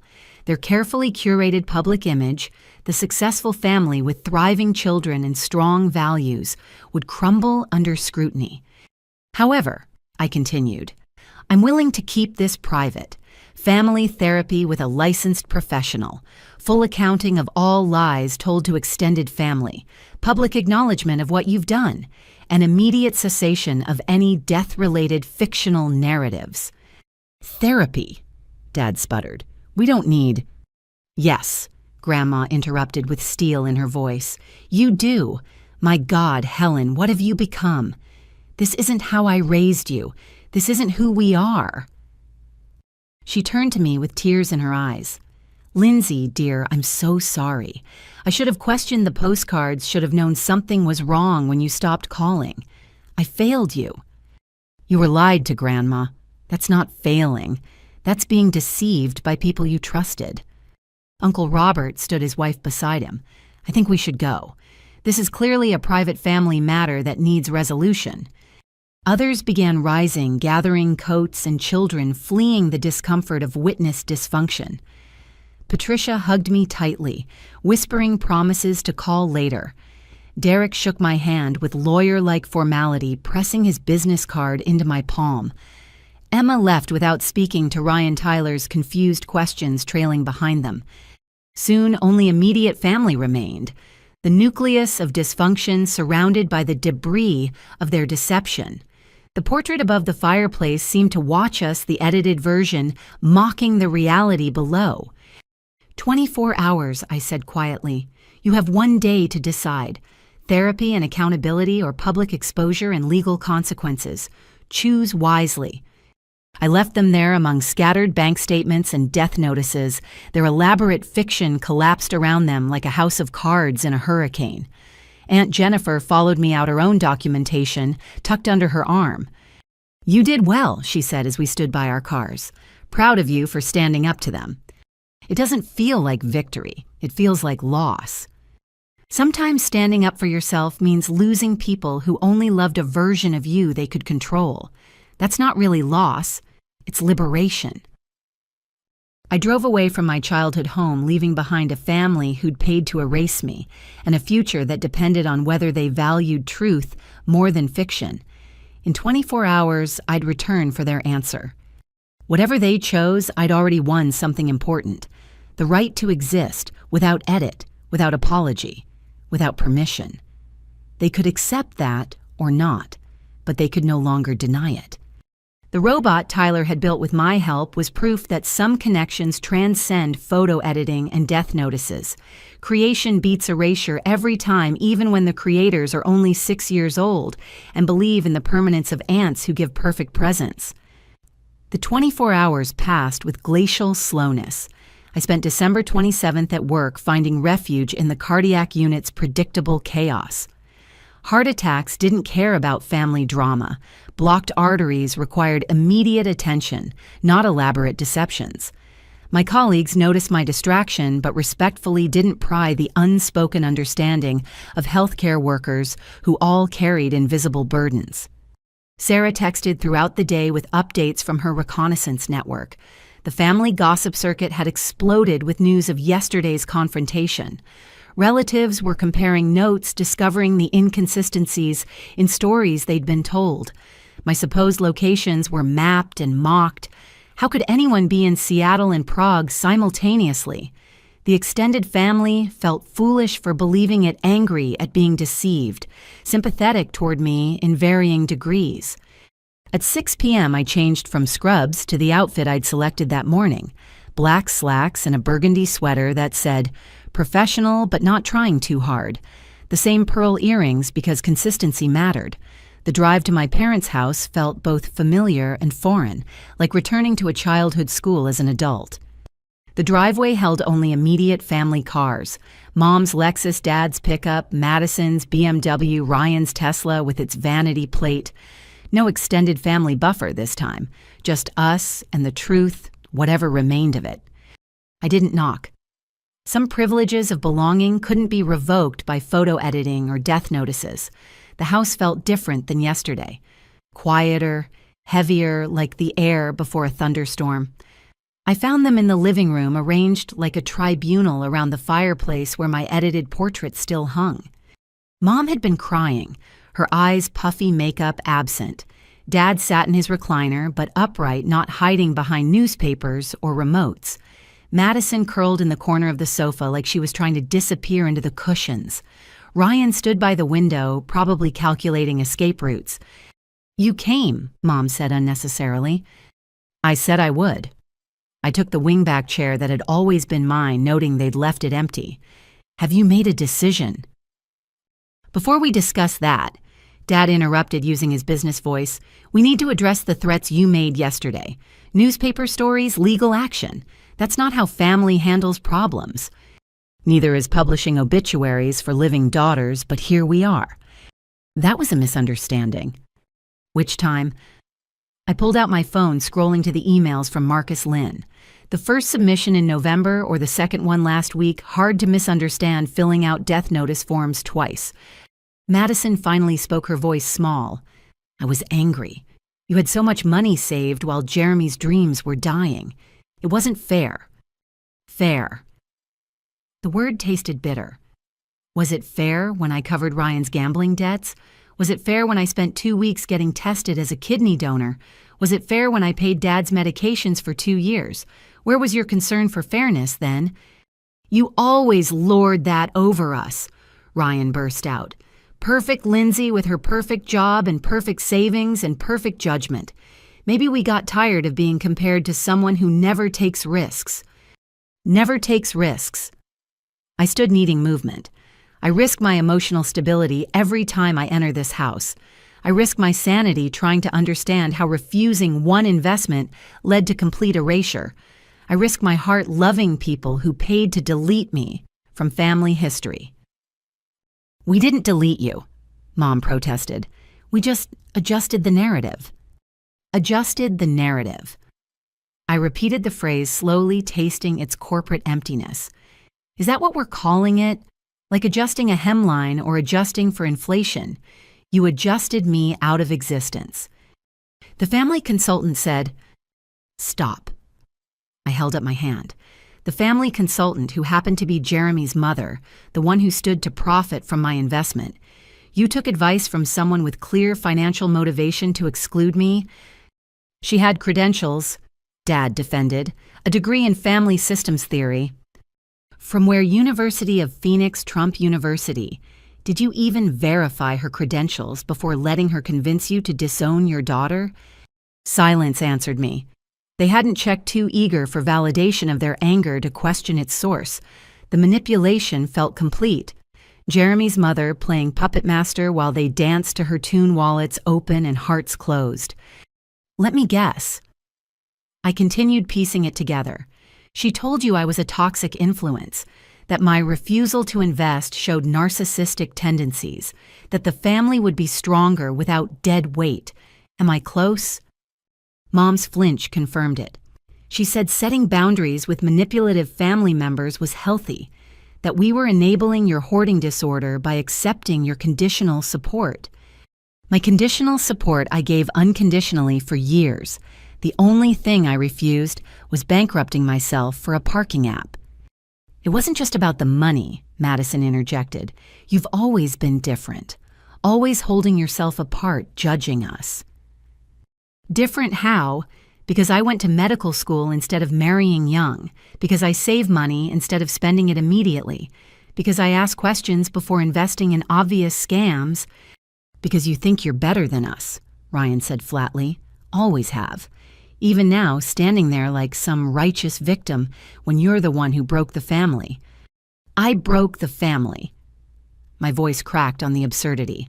I refused one investment. You responded by editing me out of photos, telling everyone I died, and trying to steal my inheritance. But I'm the one who broke us. You don't understand loyalty, Dad growled. Family means supporting each other no matter what. No. Family means supporting each other within reason. It means honest communication when requests cross boundaries. It means loving someone even when they say no. What you're describing isn't family. It's financial abuse wrapped in emotional manipulation. How dare you? How dare I, what Speak Truth document lies, refuse to disappear quietly? I dare, because I'm still your daughter, despite your best efforts to change that. Mom started crying again, but these tears felt different. Less performed, more broken. We went too far, I know that. But you hurt us so deeply when you refused to help Madison. It felt like you were saying her dreams didn't matter. I was saying my financial security mattered too. Why is that controversial? Why does my stability threaten Madison's dreams? Because we're supposed to take care of each other, Madison burst out. That's what family does. Taking care doesn't mean enabling poor decisions. Would you give Tyler your life savings if he asked for it tomorrow to buy magic beans? That's different. He's a child. And you're not.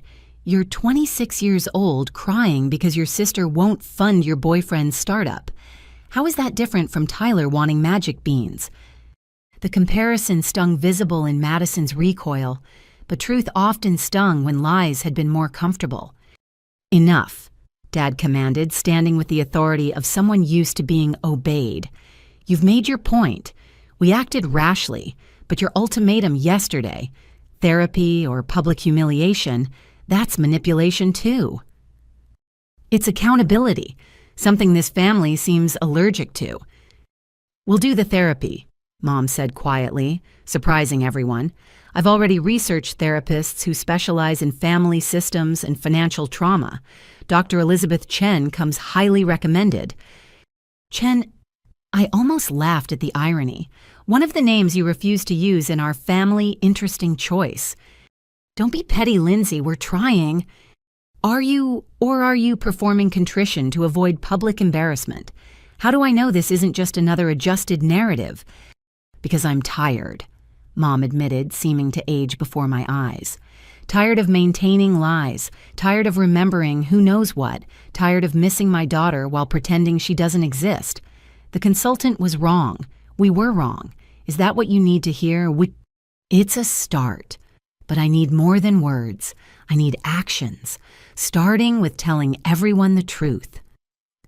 Everyone, Ryan paled at the prospect. Every single person you lied to. Aunt Jennifer has the list. 14 different stories told to dozens of people.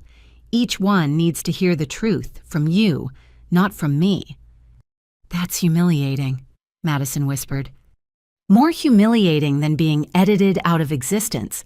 More humiliating than reading your own obituary. You're worried about embarrassment while I'm fighting to prove I'm alive. We'll do it, Dad said heavily. Make the calls, send the emails, whatever it takes.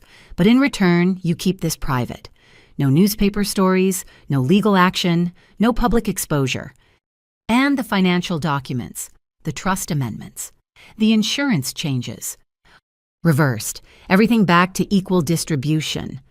The photo portrait. They all looked at the edited family photo hanging above us.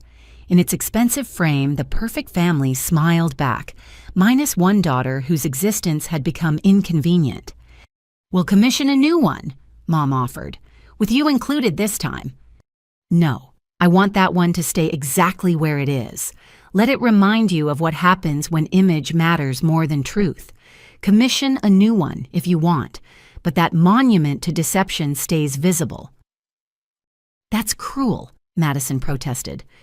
Cruel is trying to publish your sister's obituary because she wouldn't invest in your boyfriend's startup. The portrait is just honest. Silence stretched between us, years of family dysfunction compressed into moments of recognition. We'd reached the heart of it, not the money or the investment, but the fundamental question of whether this family could survive truth after months of lies. I need one more thing, I said finally, an explanation. Not excuses or consultant blame deflection. I need to understand how you went from anger over refused investment to systematically erasing me. Walk me through the decision-making process that led to spending $1,200 on photo editing. Mom and Dad exchanged glances, years of marriage allowing silent communication. Finally, Mom spoke. It started small. Madison was so upset after you refused the investment. She felt betrayed, like you were choosing money over her happiness. The consultant validated those feelings, encouraged us to see your refusal as a pattern of withholding love. When Ryan lost his investment 2 weeks later, it got worse. Dad continued. Madison blamed you, said if you'd invested too, Jeremy would have had more resources to save the company. The consultant supported that narrative. She gave us articles about toxic family members, Ryan added reluctantly. Case studies of families that thrived after cutting out the person holding them back. It made sense when she explained it. "You became the reason for every problem," Madison admitted. "Jeremy's company failed because you didn't support it. Ryan's marriage struggled because the gambling debts you revealed. Mom and Dad fought about money because you made them question their spending. Everything wrong traced back to you. So you decided to eliminate the variable," I said, understanding with terrible clarity. "Remove me from the equation and problems would solve themselves." The photo editing was Madison's idea, Mom said, earning a betrayed look from her youngest. "She said seeing you in pictures hurt too much. We thought it would be temporary just until emotions cooled. But once we started, it became easier to continue," Dad admitted. "One edited photo led to another. One lie about your whereabouts led to 12. Before we knew it, we'd created this elaborate fiction that demanded constant maintenance." "The obituary," Madison's voice trailed off, "was the logical conclusion." I finished.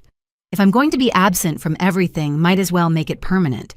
Death is simpler than estrangement. Cleaner narrative. We never would have actually, what you already tried twice. What exactly wouldn't you have done?" No one answered because the truth was too terrible. In their elaborate fiction, my actual death would have been convenient. The realization sat between us like a poison pill no one wanted to swallow. "We'll do better," Mom promised into the silence. "Therapy, truth-telling, whatever it takes to repair this." "You can't repair it," I said gently but firmly. "Some things break beyond fixing. We can possibly build something new, but what we had is gone. You killed it with photo editing software and newspaper obituaries." "So there's no hope?" Madison asked, tears flowing freely. "There's always hope. But hope requires honesty, and honesty requires admitting you tried to erase your sister rather than face your own poor judgment. Can you do that? Can you own your choices without blaming me, the consultant, or anyone else?" They sat with the question weighing pride against possibility. The family that had spent months maintaining lies now faced the harder task of maintaining truth. "Yes," Mom said, finally speaking for all of them with matriarchal authority. "We can do that. We will do that." "Then we start therapy next week. Dr. Chen has an opening Thursday at 4. Everyone attends, no excuses." "Even Tyler?" Ryan asked. "Especially Tyler. He's been watching you perform this dysfunction. He needs to see you choose differently." They nodded, accepting terms like defeated generals at a treaty signing. The war was over, but reconstruction would take years if it happened at all. I stood to leave, emotionally drained but oddly hopeful. "One last thing. The money you spent on photo editing, I want that donated to the Hartford Hospital Cardiac Unit Patient Assistance Fund. Let something good come from your $1,200 erasure." "Done." Dad agreed immediately. "Anything else?" "Yes. Tyler asked me to help with his robot's advanced programming. I'll be here Saturday at 10. Try not to schedule my funeral for the same time." The dark humor landed poorly, but I didn't care. If we were rebuilding, it would be on my terms with my boundaries and my right to point out absurdity when it arose. I left them sitting in their living room beneath the edited portrait, contemplating the ruins of their deception and the possibility of construction something true. The December night was cold, but clear stars visible, despite suburban light pollution. My phone buzzed with texts from Aunt Jennifer, Sarah, and Grace, all checking in. I sent a group message, "Therapy agreed to. Truth-telling begins. Cautiously hopeful." The responses came immediately. Heart emojis, supportive words, reminders that chosen family waited if birth family failed. The network of support they'd tried to convince others I'd abandoned wrapped around me like armor. I drove home thinking about Tyler's robot, how we'd built it from components that seemed unrelated until properly connected. Maybe families could be rebuilt the same way, piece by piece, connection by connection, truth by carefully placed truth. Time would tell whether my parents could maintain honesty after months of lies, but at least we'd moved from erasure to acknowledgement, from fiction to possible fact. in the spectrum of family dysfunction that counted as progress. The edited portrait would hang in their living room as reminder and warning, but new pictures would eventually join it, ones where I existed fully uncropped and unedited. The transition between the two would tell the story of a family that chose truth over image, eventually, if not immediately. For now, that possibility was enough to drive home to. Thursday arrived with the kind of crisp winter clarity that made everything appear sharper, more defined. 3 days had passed since our confrontation, 3 days of carefully worded texts and stilted phone calls as my family attempted to navigate their new reality, one where I existed and their lies were being systematically dismantled. I sat in Dr. Elizabeth Chen's waiting room, having arrived deliberately early to claim emotional territory. The space felt designed for calm, soft gray walls, abstract art that suggested serenity without demanding interpretation, chairs that encouraged proper posture while remaining comfortable. Even the magazines were current, a small miracle in medical waiting rooms. Mom and Dad arrived next, moving with the unified discomfort of people attending their own trial. They sat across from me, not beside me, maintaining physical distance that mirrored our emotional chasm. Mom clutched her purse like a life preserver, while Dad studied his phone with intensity, usually reserved for stock reports. Madison entered 5 minutes later wearing sunglasses, despite the indoor setting the universal signal for either celebrity or shame. In her case, clearly the latter. She chose a chair equidistant from all of us, creating a dysfunctional triangle with me at one point. Ryan arrived last, breathless and apologizing about traffic that we all knew wasn't the real cause of his delay. Emma hadn't come, their marriage hanging by threads he'd woven from deception and debt. Tyler was in school too young for this particular session, despite my earlier insistence. Some truths required adult processing before child-safe translation. Johnson family. Dr. Chen appeared precisely at 4, her presence immediately commanding attention. Mid-50s, professionally dressed in charcoal gray, she radiated the kind of calm authority that suggested she'd navigated worse family disasters than ours. "Please come in." Her office continued the waiting room's aesthetic, neutral calming designed to minimize emotional activation, while difficult truths emerged. We arranged ourselves on various seating options, the configuration speaking volumes. I took the armchair nearest Dr. Chen. My parents shared the love seat. Madison and Ryan bookended a long couch, maintaining sibling distance. "I've reviewed the intake forms you've each submitted." Dr. Chen began, her voice carrying slight musical traces of her heritage. "Before we begin, I need to establish ground rules. This is a safe space for truth, but safety doesn't mean comfort. We'll likely discuss uncomfortable realities. Everyone speaks for themselves only. No we statements unless everyone agrees. No interrupting. No leaving unless it's a genuine emergency. Agreed." We nodded like chastened students, the family dynamics already shifting under external authority. Dr. Chen turned to me, first probably recognizing the whistleblower. "Lindsay, as the person who initiated this therapy, would you like to start by explaining what brought us here?" I'd rehearsed this moment, but words still came slowly. 3 months ago, I refused to invest $50,000 in my sister's boyfriend's startup company. In response, my family had me professionally edited out of family photos, told everyone I'd moved to various international locations, and attempted to publish my obituary in the Hartford Courant. Twice. Dr. Chen's expression remained neutral, but her pen moved across her notepad. "That's quite an escalation. Can you help me understand the connection between refusing an investment and obituary attempts?" "I've been trying to understand that myself." "Let's hear from others.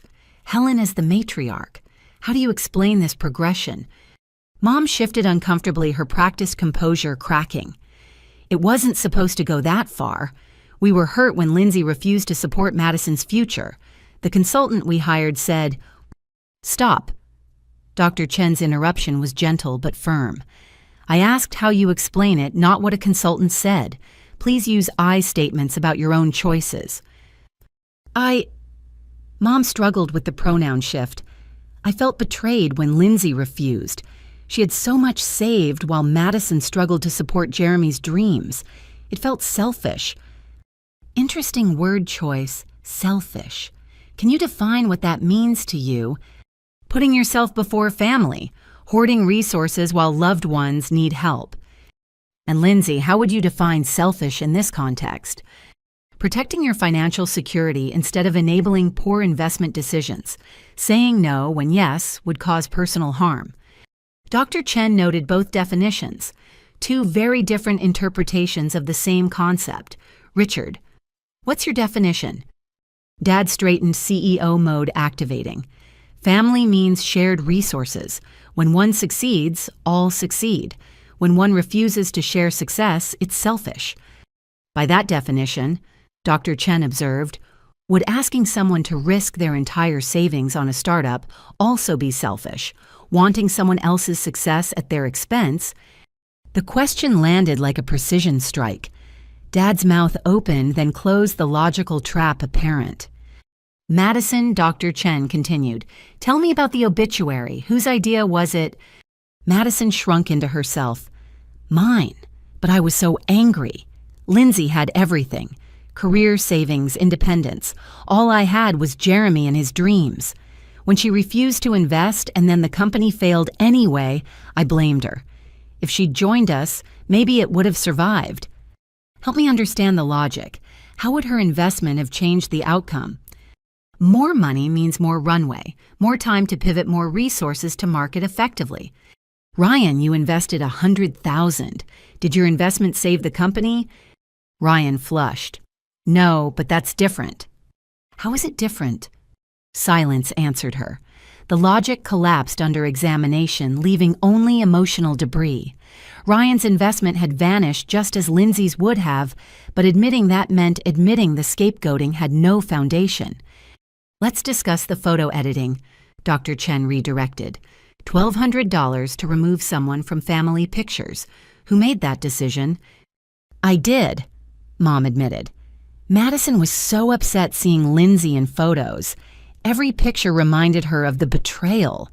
I thought if we just adjusted them temporarily, it would help her heal. Adjusted.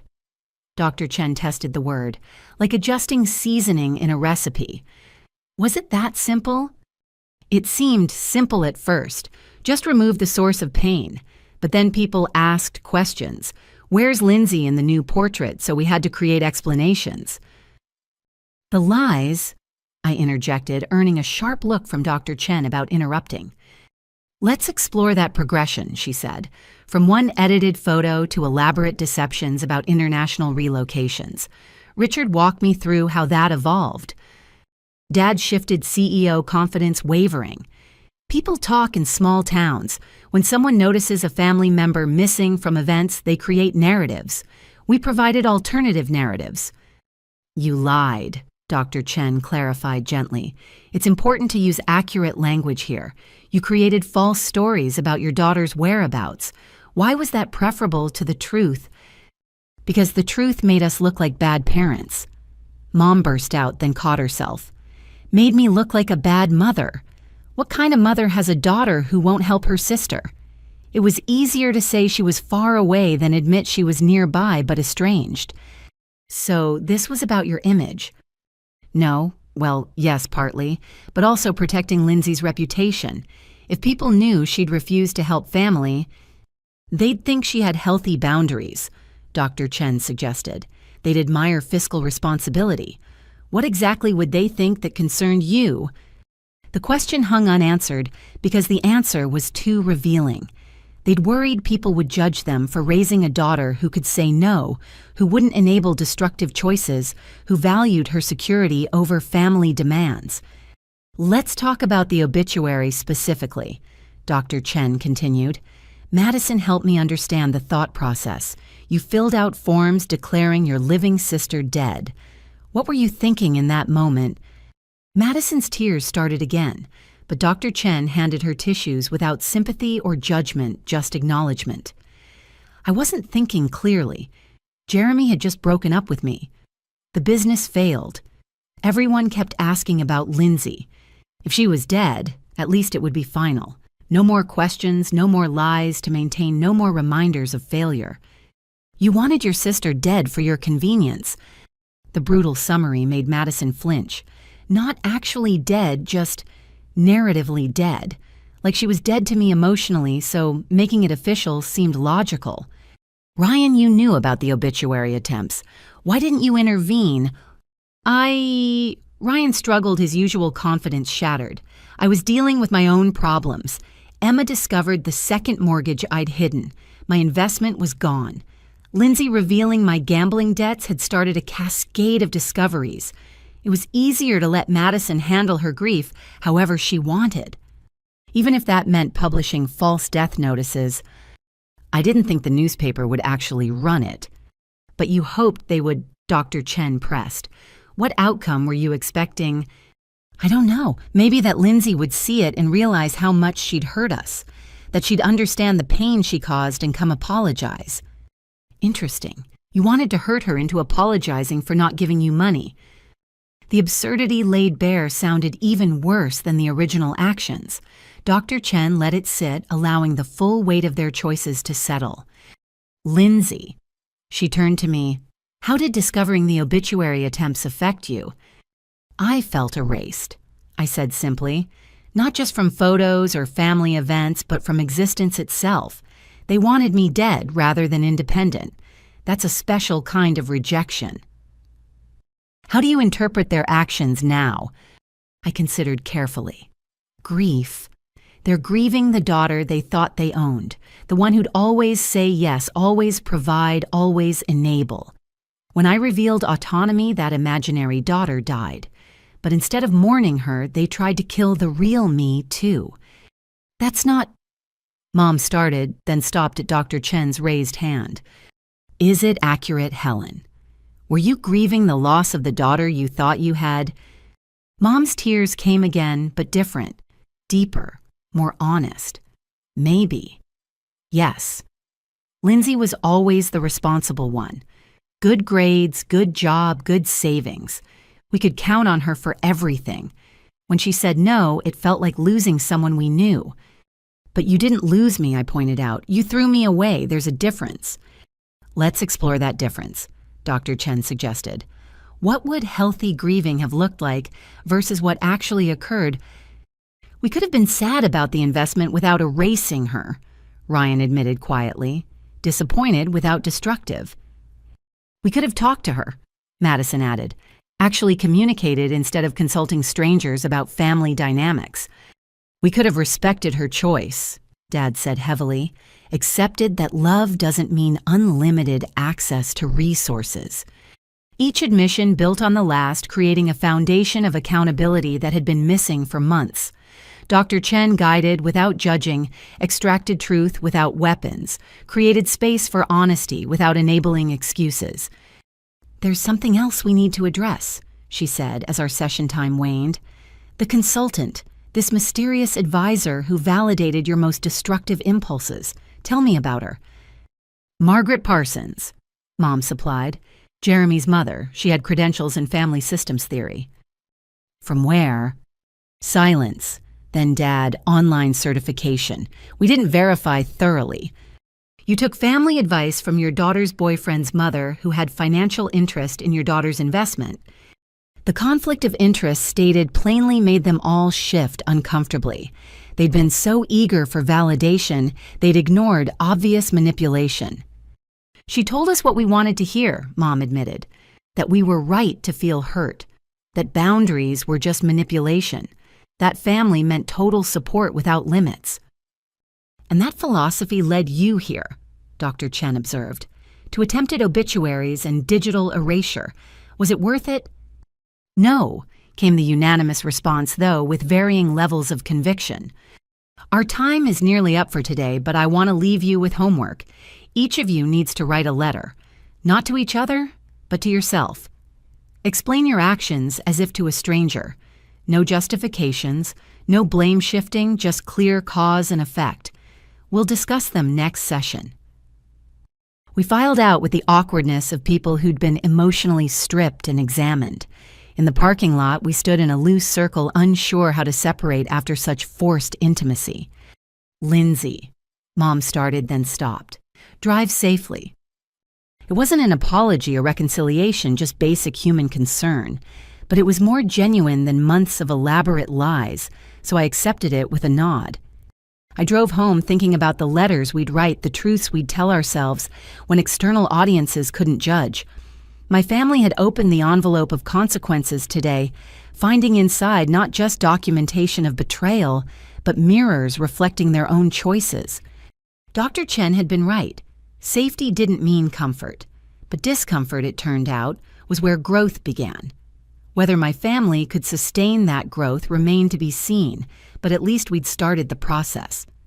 The obituary attempts would always exist between us, markers of how far they'd been willing to go to avoid accountability. But perhaps with work and truth and time, we could build something new among the graves they'd tried to dig for me. Saturday morning arrived with the kind of winter sunshine that made everything appear deceptively warm through windows. I'd spent the previous evening helping Tyler with his robot via video call, his enthusiasm infectious, even through a screen. Now I sat at my kitchen table laptop open, watching the family crisis unfold on social media in real time. True to their therapy commitment, my parents had begun the process of confession. Mom's Facebook post had gone live at 8 a.m., carefully worded but honest. Dear friends and family, I need to correct some misinformation we've shared over the past few months. Our daughter Lindsay is not relocated to Seattle, London, Prague, or any other city we may have mentioned. She lives in Hartford and works at Hartford Hospital, as she has for 3 years. We created these false narratives during a family conflict that we deeply regret. We apologize for any confusion and ask for your understanding as we work to repair the damage we've caused. The comments section exploded within minutes. Aunt Jennifer, prepared for this moment, had strategically commented first, "Thank you for finally telling the truth, Helen. Lindsay deserves better than the lies you've been spreading." That opened floodgates. Relatives who'd compared notes and discovered discrepancies demanded explanations. Friends who'd believed the travel stories felt foolish and deceived. The carefully maintained image of the perfect Johnson family crumbled in real-time comment by angry comment. My phone buzzed constantly. Screenshots from cousins, messages of support from extended family, shocked reactions from high school classmates who'd believed Mom's fiction. I let it ring, needing distance from the digital drama. But isolation ended at 10 a.m. when Tyler burst through my apartment door using the spare key I'd given Emma months ago for emergencies. He carried his robot and a backpack bulging with components, his excitement undimmed by family chaos. Aunt Lindsay, Mom said I could stay until lunch. Can we build the voice recognition module? Can we... Emma followed, looking exhausted but determined. I hope you don't mind. He insisted on keeping your programming appointment, and honestly, I needed him out of the house while Ryan deals with everything. Of course he's welcome. How are you holding up? She sank into my couch with the weariness of someone carrying too much weight. I've consulted a divorce attorney. The second mortgage was the final straw, but finding out about the systematic lying about you, that's not the man I married. Or maybe it is, and I just didn't see it. Tyler, oblivious to adult pain, had already spread robot components across my coffee table. I joined him on the floor, grateful for the simplicity of circuits and code compared to family dynamics. The voice module is tricky. I explained, showing him the connection points. We need to calibrate the microphone sensitivity first.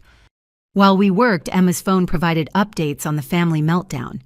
Madison's post just went live. Oh wow, she's not holding back. I glanced at the screen, seeing my sister's confession. I need to admit something horrible. In my anger over a failed business investment, I tried to submit a false obituary for my sister Lindsay to our local newspaper. Twice. She's very much alive, living nearby, and the only thing that died was my integrity. I'm in therapy now, learning how toxic my behavior became. To everyone I lied to about her whereabouts, I'm deeply sorry. That took courage. I admitted surprising myself with generosity towards someone who'd tried to declare me dead. Your dad's turn, Emma continued scrolling. He's taking the corporate approach, bullet points and action items. Dad's post read like a business memo admitting quarterly losses. False information regarding Lindsay Johnson. We acknowledge spreading inaccurate information about our daughter's location and status. This resulted from family conflict that we handled inappropriately. We are currently in family therapy to address these issues. We apologize to anyone misled by our statements. Questions can be directed to me personally. Bullet points for destroying his daughter's reputation, Emma muttered. Classic Richard. My phone rang, Grandma's distinctive ringtone. I answered on speaker while helping Tyler solder connections. Lindsay, dear, I'm watching this unfold on the Facebook. Are you all right? I'm okay, Grandma, processing everything but okay. I gave your mother a piece of my mind this morning. Imagine my shock learning those postcards were forged. I've kept everyone thinking my granddaughter was exploring the world, when really you were 40 minutes away being erased, like Stalin's enemies. Her historical reference made me laugh despite everything. Not quite the gulag, but emotionally similar. I'm changing my will, she announced. The family trust can go to whoever needs it, but my personal assets are being redistributed. You'll receive your mother's portion since she seems to have forgotten how to be a mother. Grandma, that's not necessary. It's done. Already called my lawyer. Actions have consequences and your parents need to learn that. Now how's that adorable Tyler, is he there? Tyler grabbed the phone excitedly. Great Grandma. We're building voice recognition. Aunt Lindsay is the best teacher ever. While they chatted, Emma showed me more social media fallout. The extended family had divided into camps, those appalled by my parents' actions and those suggesting I should have just invested to keep peace. The latter group was smaller, but vocal, mostly older relatives who valued surface harmony over healthy boundaries. Ryan's post appeared next longer and more emotional than expected. I need to confess something. I lost $100,000 investing in a failed startup, then blamed my sister Lindsay for not losing $50,000 alongside me. Instead of accepting my poor judgment, I participated in a campaign to erase her from our family through edited photos and lies. I'm also struggling with gambling addiction that she tried to help me address. I'm entering treatment and hope to earn forgiveness I don't deserve. He admitted the gambling publicly. Emma stared at the screen. He wouldn't even admit it to me privately until you exposed it. Therapy must be working, I suggested, though skepticism colored my tone. The doorbell rang, interrupting our robot construction. Through the peephole, I saw Patricia holding a casserole dish, the suburban peace offering of choice. I opened the door to find not just her, but a small gathering of cousins and aunts, all bearing food. We figured you might need support, Patricia explained, filing into my apartment with the others. And calories. Emotional processing burns energy. My living room transformed into an impromptu family gathering, the healthy kind where truth was spoken and boundaries respected. Tyler demonstrated his robot for an appreciative audience, while adults dissected the morning's revelations. I can't believe they tried to publish your obituary, Cousin Sandra kept repeating. That's beyond dysfunction. That's criminal. Technically, yes, I confirmed. The newspaper caught it, thankfully, twice. What kind of mother does that? Aunt Barbara, Mom's own sister, shook her head. Helen was always image conscious, but this level of deception... Fear, Aunt Jennifer said simply. Fear of judgment, fear of imperfection, fear of having a daughter who said no. Fear makes people do terrible things. My laptop dinged with an email notification. Marcus Lynn from The Current. I opened it cautiously. Lindsay. I've been monitoring the social media situation. Your family's public admissions are generating significant interest. I'd like to revisit our earlier discussion about a feature story, but with a different angle. Not exposing their deception, but exploring how families can heal from such breaches. Your thoughts? I showed the email to the assembled group. Opinions varied, but Aunt Jennifer made the strongest argument. Sunlight disinfects. If sharing your story helps other families avoid this path, maybe it's worth considering. Tyler interrupted the debate by successfully activating his robot's voice recognition. "Hello, Aunt Lindsay." The mechanical voice chirped in response to his command. The pure joy on his face reminded me why some relationships were worth salvaging. "Can we program it to say other things?" he asked eagerly. "Of course. What would you like it to say?" He thought carefully then, with 6-year-old wisdom, suggested, "Families should love each other even when they disagree." The room fell silent at the child's inadvertent profundity. Emma hugged her son tightly while several aunts wiped away tears. Even in dysfunction's midst, children saw clearly what adults complicated. We spent the next hour programming Tyler's robot with various phrases, while the adults continued processing the morning's revelations. My phone accumulated messages from high school friends, former colleagues, distant relatives, all expressing shock at the deception and support for me. Sarah arrived at noon with reinforcements. Several mutual friends who'd learned about the situation. My apartment reached capacity filled with chosen and biological family, united in their indignation on my behalf.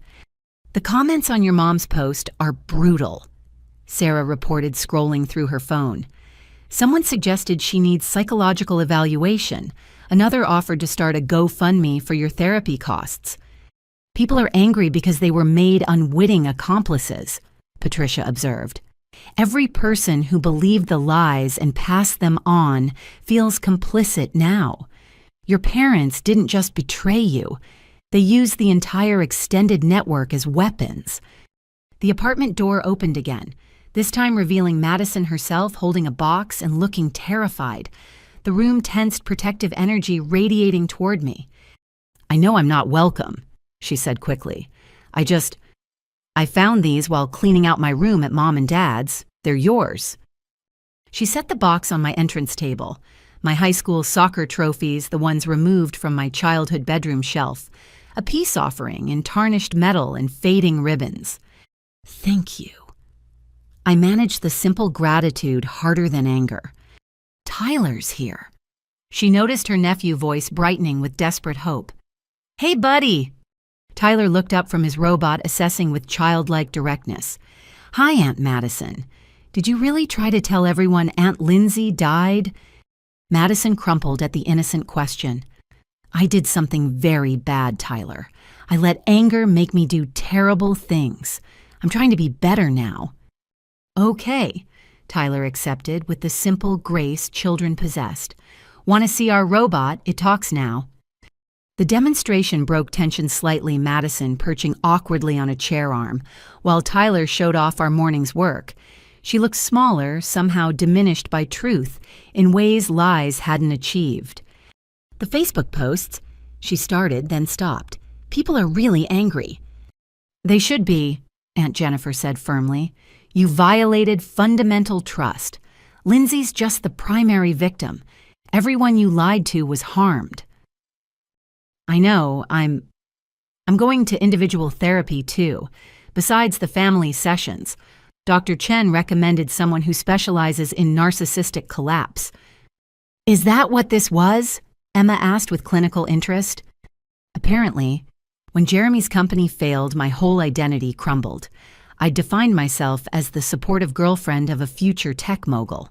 Without that," Madison shrugged helplessly. "I turned Lindsay into the villain of my story because I couldn't face being the author of my own failure. It was more insight than I'd expected, suggesting therapy might actually be working. But trust once shattered required more than therapeutic vocabulary to rebuild." "I should go." Madison stood abruptly. "I just wanted to return those, and to say the obituary thing was unforgivable. I know that. I'm not asking for forgiveness. Just wanted you to know I know how horrible it was." She left quickly, leaving behind soccer trophies and complicated feelings. The room remained quiet until Tyler asked, "Is Aunt Madison going to be okay?" "That's up to her," I answered honestly. "People can change if they really want to and work hard at it. Like how we reprogrammed the robot. Similar, but much harder. Robots follow code. People have to choose to change, then keep choosing it every day." The gathering continued until mid-afternoon, my support network providing what family had failed to: unconditional acceptance, righteous anger on my behalf, and numerous casseroles from my freezer. Tyler's robot gained an extensive vocabulary mostly focused on kindness and truth-telling. As people gradually departed, Emma lingered with Tyler packing up his robot components. "Thank you," she said quietly, "for still being his aunt despite everything, for showing him healthy relationships exist in this family." "He's easy to love," I replied, helping Tyler organize small parts into labeled bags. "Uncomplicated in the best way.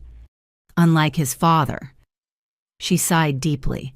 "I can't stay married to someone who participated in erasing his own sister. The gambling, the lies, the second mortgage, they're symptoms of something deeper I can't fix." "I'm sorry, Emma, you deserved better." "We both did, but at least we're getting free now." After they left, I sat in my suddenly quiet apartment surrounded by evidence of support. The soccer trophies sat on my coffee table, outdated symbols of achievements my family had tried to erase. But I'd learned something important today. Erasure only worked if you participated in your own disappearance. My phone showed dozens of missed calls from reporters who'd noticed the social media drama. Marcus Lynn had sent another email emphasizing his interest in the healing angle rather than exploitation. I considered it seriously, now wondering if my story might help other families navigate the space between loyalty and boundaries. But first, I had a letter to write for therapy, to myself about myself with no audience to perform for.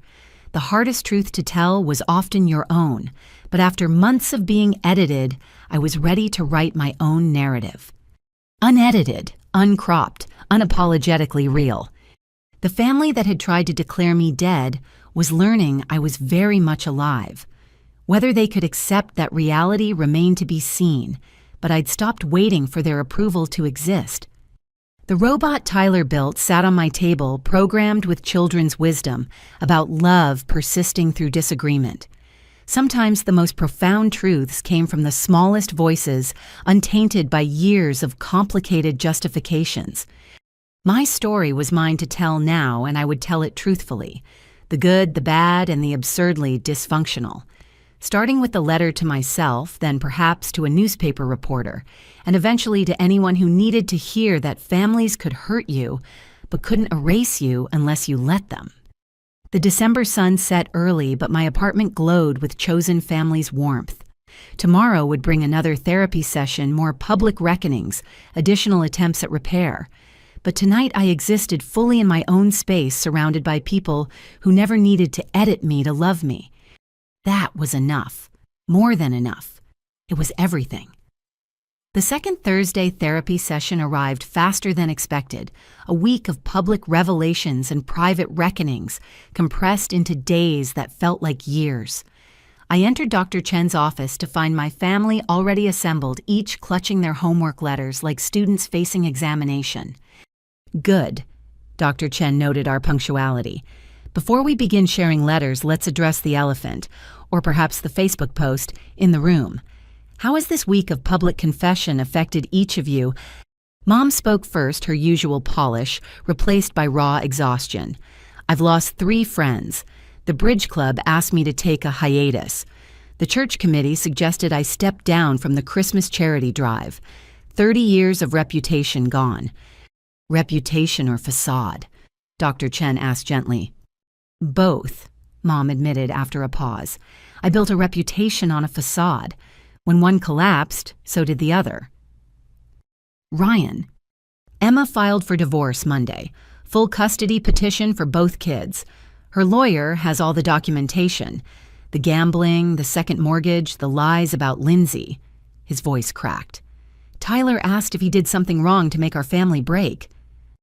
"What did you tell him?" "The truth. That Daddy made bad choices that hurt people, and sometimes hurting people means losing them." Dr. Chen nodded approvingly. Honesty with children, even painful honesty, builds more trust than comforting lies. "Madison." "Jeremy's mother called me," Madison said quietly, screaming about how I ruined her reputation by exposing her as the consultant. Apparently, she's been running this family counseling scam for years, targeting families with money and creating conflicts to exploit. 3 other families have come forward since our posts went viral. A shocked silence followed this revelation. They'd been victims of manipulation while victimizing me, a complex chain of exploitation that complicated simple blame. Richard. Dad shifted uncomfortably. The country club board met to discuss our membership. Attempting to publish false obituaries violates their morality clause. We have 30 days to resign voluntarily or face expulsion. And Lindsay, how has your week been? Complicated, I answered honestly. Supportive messages from hundreds of people, but also judgment from family members who think I should have kept this private. Job intact, friendships strengthened, but sleeping poorly. Grief mixing with relief, mixing with anger. I feel like I'm mourning relationships that maybe never existed as I thought they did. An excellent observation, Dr. Chen said. Often in family dysfunction, we grieve not just current losses, but the realization that past connections were perhaps more conditional than we believed. Now let's hear your letters. Who wants to begin?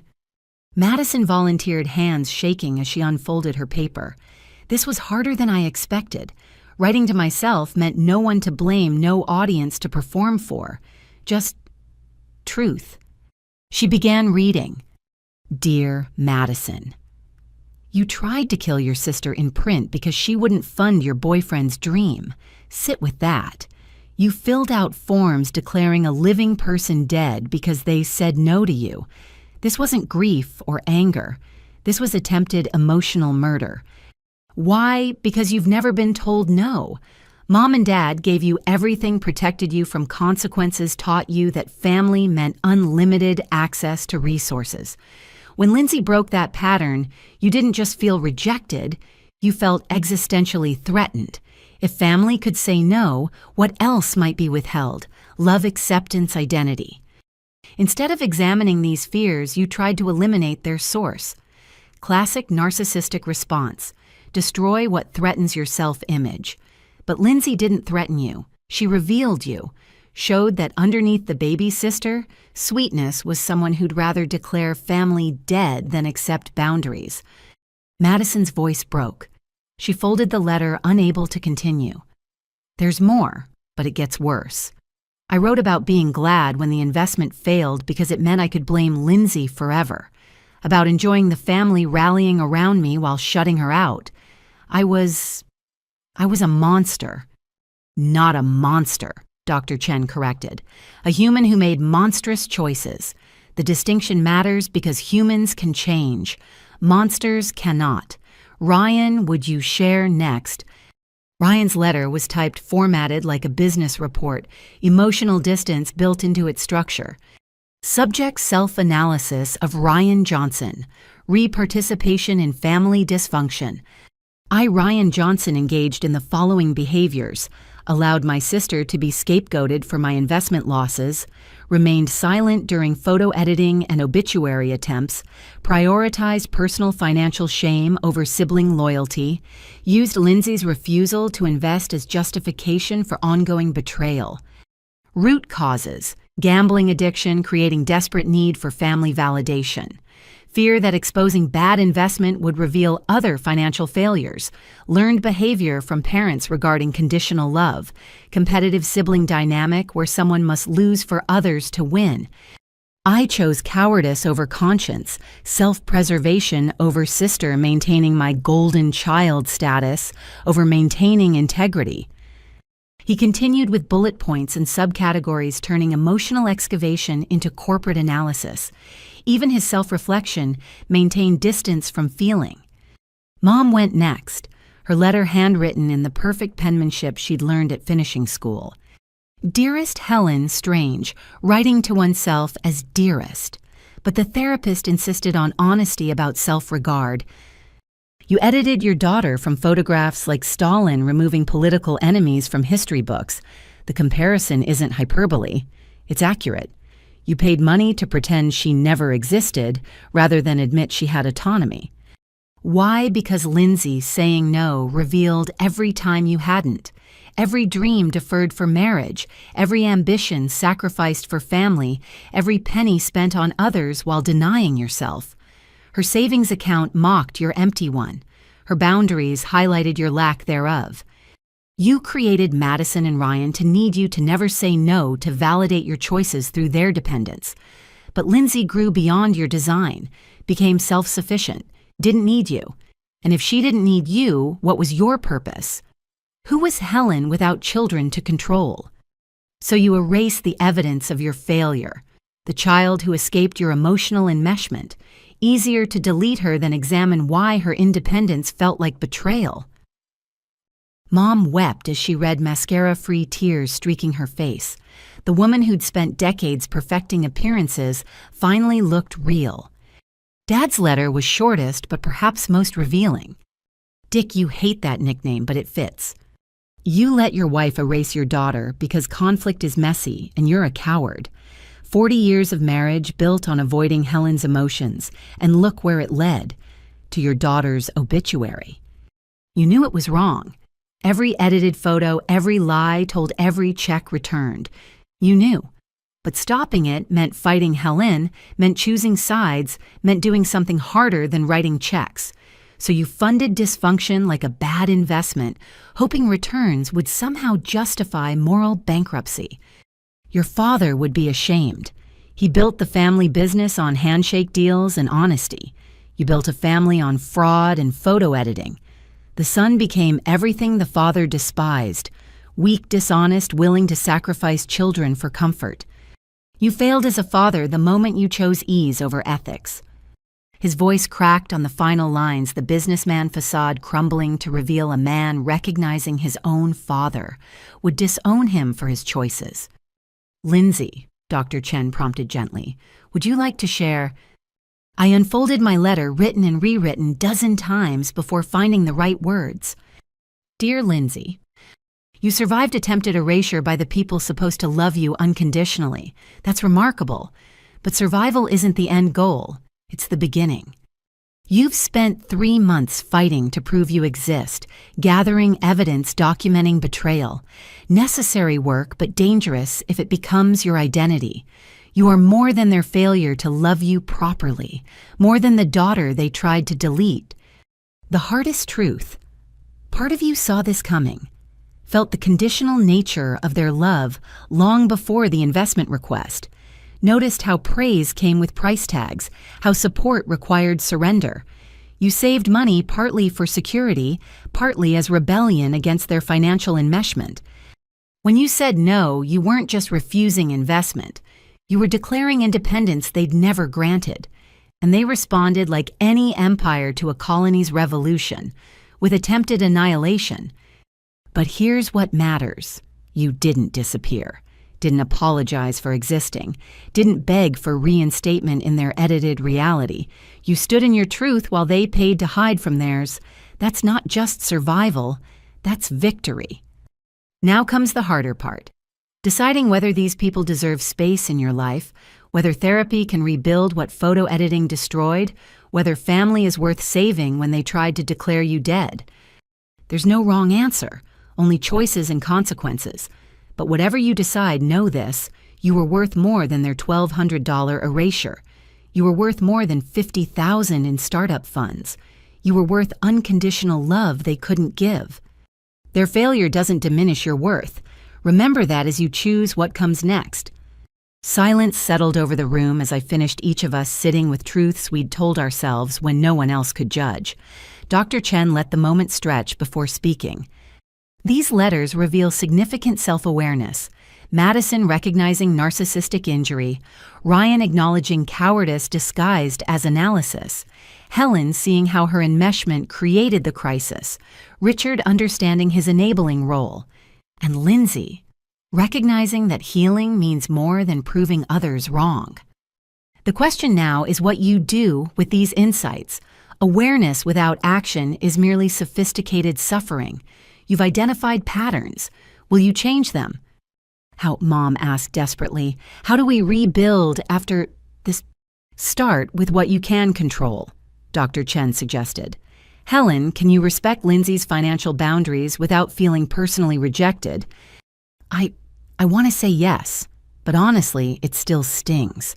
Like she's saying our love has limits. All healthy love has limits, Dr. Chen corrected. Boundaries aren't walls, they're property lines. They say, I love you and I love myself. Can you accept that? I can try.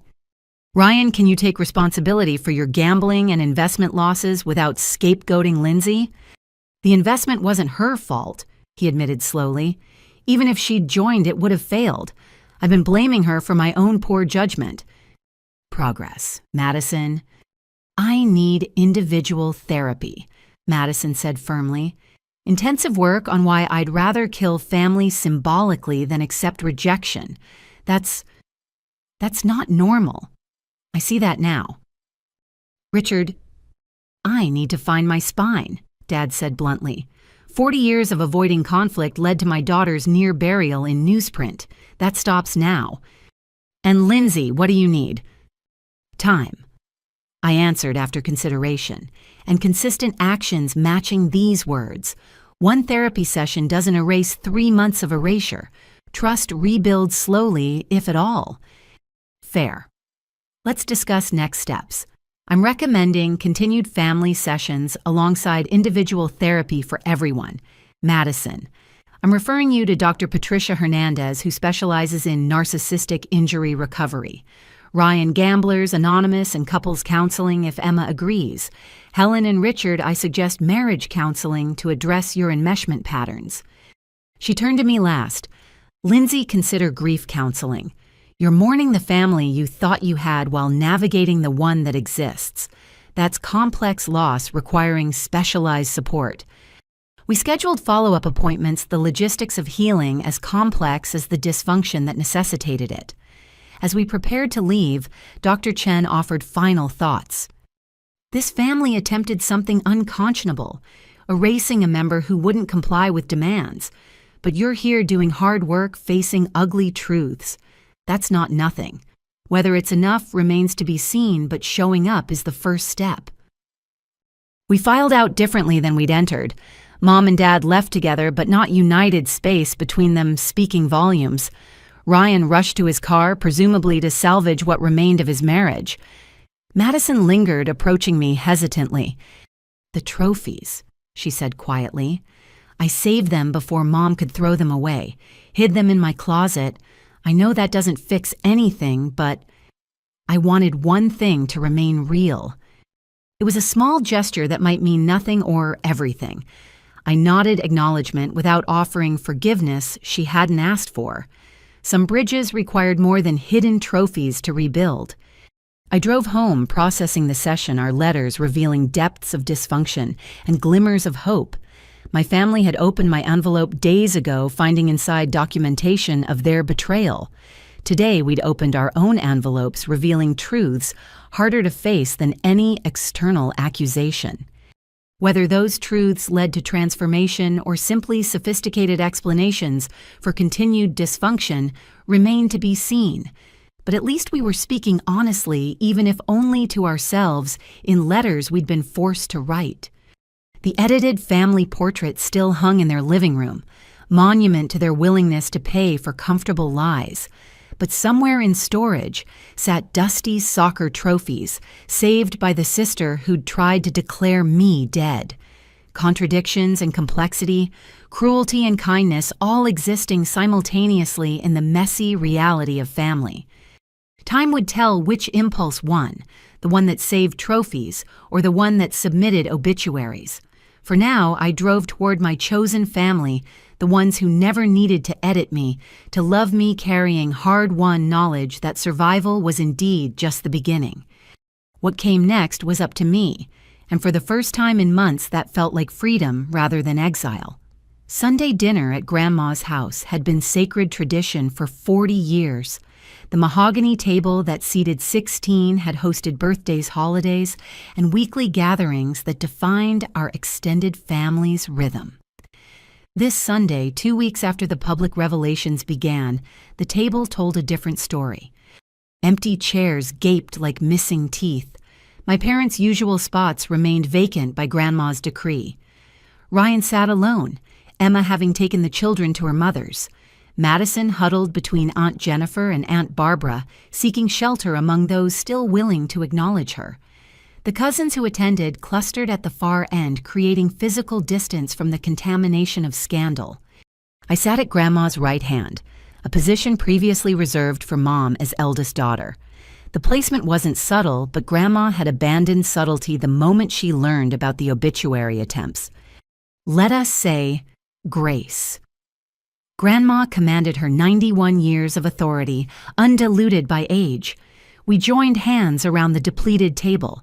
Lord, we thank you for this food, for family members who choose truth over comfortable lies, and for newspapers that verify obituaries before publication. Amen. Several cousins choked on barely suppressed laughter.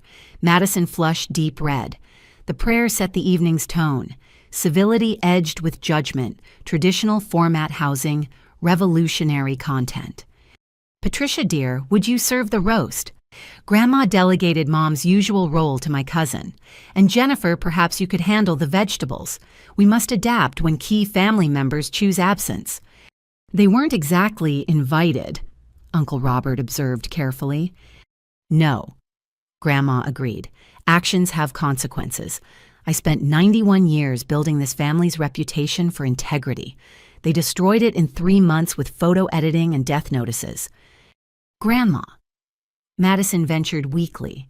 They're trying to make amends. The therapy doesn't resurrect trust, Grandma interrupted. It might explain why you tried to bury your living sister in newsprint, but it doesn't undo the attempt. The meal continued with strained conversation punctuated by pointed silences. Cousin Sandra's twins chattered about school, providing blessed distraction. Uncle Robert discussed market fluctuations with anyone who'd listen. Aunt Barbara shared library gossip with determined normalcy. But underneath the surface, performance fractures spread like spiderweb cracks in glass. Every family unit had been forced to choose sides, creating alliances and divisions that would last generations. Has anyone heard from Helen? Patricia's mother asked eventually the question everyone had been avoiding. She called Thursday, Aunt Barbara admitted, crying about losing her church position, her friends, her reputation. I told her she should have considered that before spending $1,200 on digital murder. Harsh, someone murmured. Accurate, Grandma countered. I raised Helen better than this. Somewhere I failed and she became someone who could erase her own child for saying no. That's my burden to carry, but I won't enable it further. What about Christmas? Cousin Tom asked.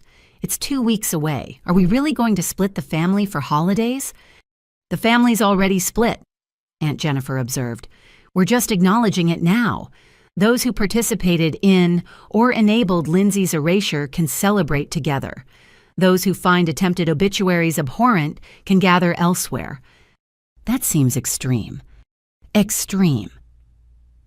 I finally spoke, having remained silent through dinner. What's extreme is trying to publish death notices for living relatives. Having separate Christmases is just logical consequence. But family should forgive, Tom's wife suggested, especially during holidays. Forgiveness isn't mandatory, Grandma said firmly. It's earned through consistent change over time. 2 therapy sessions don't erase 3 months of systematic cruelty. Madison started crying quietly. Aunt Barbara passed tissues without commentary. The tears felt real but also performative grief, mixed with manipulation in proportions impossible to determine. I ruined everything, Madison whispered. The whole family's destroyed because of me. No, I corrected firmly. You participated, but Mom and Dad orchestrated. Ryan enabled. Everyone made choices. The family's fracturing because those choices have consequences, not because you're uniquely responsible. How generous, Ryan muttered, speaking for the first time, spreading blame around. Would you prefer I focus solely on your gambling debts and hidden mortgages, or your silence during the photo editing, your participation in the lies? I met his glare steadily. I'm trying to be fair, Ryan, more fair than any of you were to me. This is what I mean, Tom interjected. "The anger, the accusations, it's tearing us apart." "We were already torn," Aunt Jennifer said sharply. "Some of us just didn't know it. Learning your relatives are capable of such cruelty changes things. I can't sit at Christmas dinner with Helen knowing she tried to publish Lindsay's obituary. Can't toast Richard knowing he funded it. Can't exchange gifts with people who literally tried to exchange their daughter for narrative convenience." The table erupted in overlapping arguments. Tom and his wife defending forgiveness and unity. Sandra and Patricia supporting accountability. Uncle Robert attempting corporate mediation. The cousins choosing sides based on personal loyalties and individual ethics. Grandma rang her crystal bell, the sharp sound cutting through chaos. "Enough! This is my home, my table, my rules. Those who cannot accept that attempted obituaries are unforgivable can leave now. Those who remain will respect that some actions break bonds permanently." Tom and his wife gathered their children and left muttering about family values while ignoring the irony. 2 other cousins followed, uncomfortable with conflict regardless of cause. The table shrank further, empty spaces multiplying like grief. "I should go too," Madison said quietly. "I don't deserve to be here." "That's your choice," Grandma replied. "But leaving doesn't absolve you.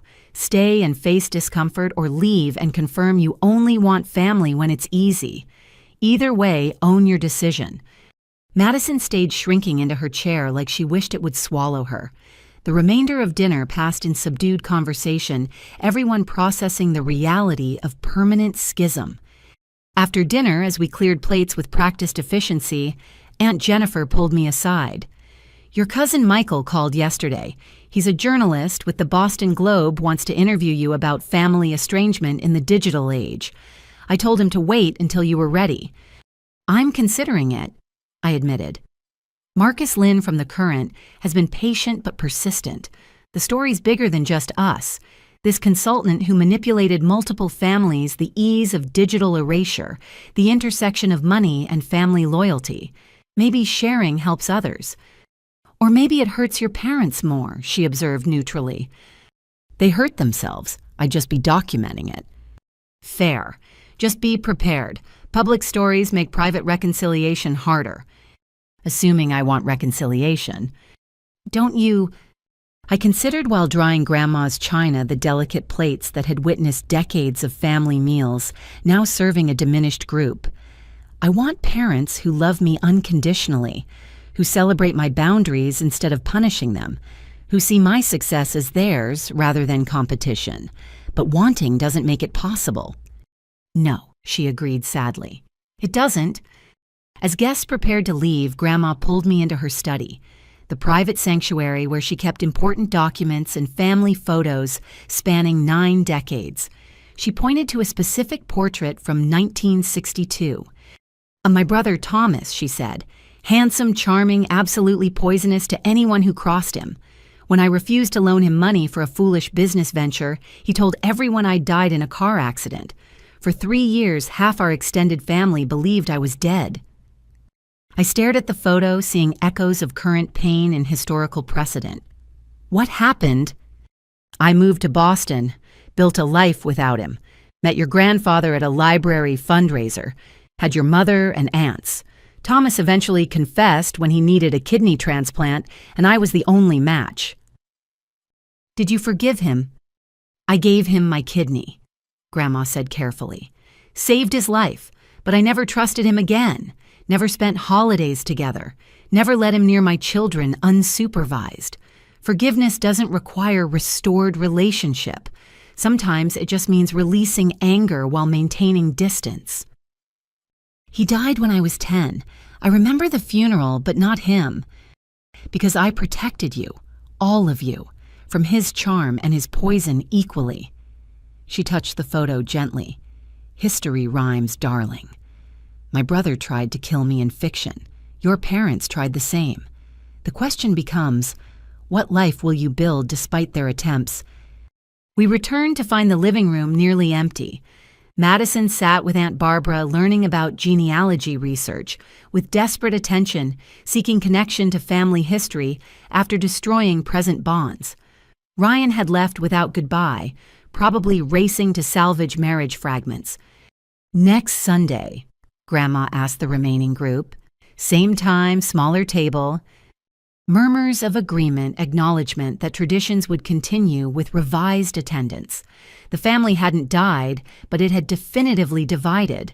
Those who found attempted erasure forgivable separated from those who didn't by more than physical distance. I drove home through December darkness, processing the evening's finality. No dramatic confrontation or explosive argument, just quiet acknowledgement that some breaks couldn't be repaired, some actions couldn't be undone, some families couldn't survive their own cruelty. My phone showed missed calls from Mom, texts from Dad, an email from Ryan about the unnecessary drama of divided holidays. I deleted them all without reading, tired of words that couldn't resurrect trust they'd murdered. But I saved the voicemail from Tyler, excited about his robot winning the school science fair. I told them, "You helped me build it, Aunt Lindsay." They said, "You must be really smart." I said, "You're the smartest person in our whole family and the nicest too, even though Grandma and Grandpa tried to make you disappear, but you didn't because you're stronger than photo editing." Out of the mouths of babes, indeed. The family fracture was complete. Not just the immediate unit that had betrayed me, but the extended network forced to confront uncomfortable truths about loyalty and limits. Some would drift back toward my parents, choosing comfortable blindness over difficult acknowledgement. Others would maintain distance, recognizing that attempted obituaries crossed lines that couldn't be uncrossed. And I would continue building life among those who never needed to edit me to love me, carrying Grandma's wisdom about forgiveness without restoration, kidney donations, without trust-forward movement, without looking back at those who'd tried to bury me in newsprint and lies. The Johnson family's 40-year Sunday dinner tradition would continue, just with fewer Johnsons and more honesty about why certain chairs remained empty, certain names went unspoken, certain betrayals echoed through generations like rhyming history. Some fractures, it turned out, revealed foundations too rotten to rebuild upon. Better to construct new tables with those who understood that love meant accepting no as readily as yes, that family bonds shouldn't require bankruptcy, that existence shouldn't be contingent on compliance. The empty chairs at Grandma's table weren't absence, they were liberation. Space for those who'd earned presence through integrity, rather than inherited it through blood. A smaller family perhaps, but one built on truth rather than photo editing software and obituary attempts. That was worth every fracture, every empty chair, every divided holiday from now until forgetting finally granted its own form of peace. The emergency family meeting convened on December 20th, 5 days before Christmas, in the conference room of Grace's law firm. The neutral location had been Dad's suggestion, perhaps recognizing that their home held too many ghosts of edited photos and family dinners I'd been excluded from. I arrived to find them already assembled, Mom clutching a folder thick with papers, Dad in his business suit, like armor, Madison pale and trembling, Ryan checking his phone obsessively. Grace sat beside me as legal counsel and emotional support, her presence a reminder that I didn't face this alone. "Thank you for coming," Dad began formally, CEO mode engaged. "We've called this meeting to present a comprehensive resolution proposal." "Comprehensive," I repeated, tasting the corporate speak. "Like your comprehensive campaign to erase me." "We deserve that," Mom interjected quickly, "and worse, but we're here to make things right as much as that's possible." She opened her folder hands, shaking slightly. "First, the financial documentation. We've calculated every check you sent, that we returned every medical expense you covered, every loan you provided Ryan. The total is $73,422 over 5 years. We're prepared to repay it," Dad added, "with interest, fair market rate from date of each expenditure." "I don't want your money," I said flatly. I gave that freely from love. You can't buy back trust with repayment." "Then what do you want?" Madison asked desperately. "Tell us how to fix this." Grace slid a document across the table. "My client has prepared terms for potential reconciliation. These are non-negotiable requirements, not starting points for discussion." They read in silence, faces cycling through surprise, shame, and reluctant acceptance. I'd spent days crafting the requirements with Grace's help, balancing justice with the possibility of healing. "Term 1, I explained. "Individual therapy for minimum 1 year, progress reports provided quarterly to the family therapist. No group sessions where you can hide behind each other's dysfunction." "Agreed," Mom said immediately. "Term 2, full disclosure to remaining extended family. Not the sanitized versions you've been offering, but complete truth about the photo editing, the obituaries, the consultant manipulation. Written letters to each person you lied to." "That's dozens of people," Ryan protested. 43 by Aunt Jennifer's count. "You created 43 different lies about my whereabouts. Each one requires correction." "Fine," Dad conceded. "What else?" Term 3, the trust fund for Tyler and any future grandchildren. Irrevocable with me as co-trustee to ensure it's actually funded and protected from Ryan's gambling or other family financial dysfunction." "How much?" Ryan asked, already calculating. "Equivalent to what you tried to steal from my portion of the family trust. 400,000 divided among all grandchildren equally." 400. Madison started to protest, then stopped. "Actually, that's fair. We tried to take yours. This protects the next generation from us." Her acknowledgement surprised me, suggesting therapy might be working deeper than surface compliance. Term 4, I continued. "The edited family portrait stays displayed for 1 full year. Beside it, a printed explanation of what was done and why, signed by all participants. Visitors to your home deserve truth about what they're seeing." "Public humiliation," Mom whispered. "Public accountability," Grace corrected. "Your client chose public deception. This merely balances the scales." Term 5, no contact for 6 months except through Dr. Chen. No calls, texts, emails, or accidental encounters. You need to experience my absence legitimately, not the fictional one you created. 6 months, Madison's voice broke. "But Christmas?" "You were planning my funeral for Christmas week. Missing 1 holiday seems minor compared to that." They absorbed each requirement, the weight of consequences settling like snow.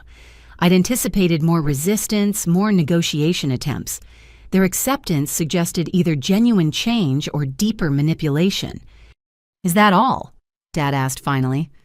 "One more thing." I pulled out my own folder. "This is the article draft for the Hartford Courant. Marcus Lynn has agreed to hold it pending this meeting's outcome. If you fulfill all terms for 1 year, it never publishes. If you violate any term break, any boundary attempt, any manipulation, it runs immediately." Mom reached for the draft with trembling hands. I watched her read about their dysfunction laid bare for public consumption.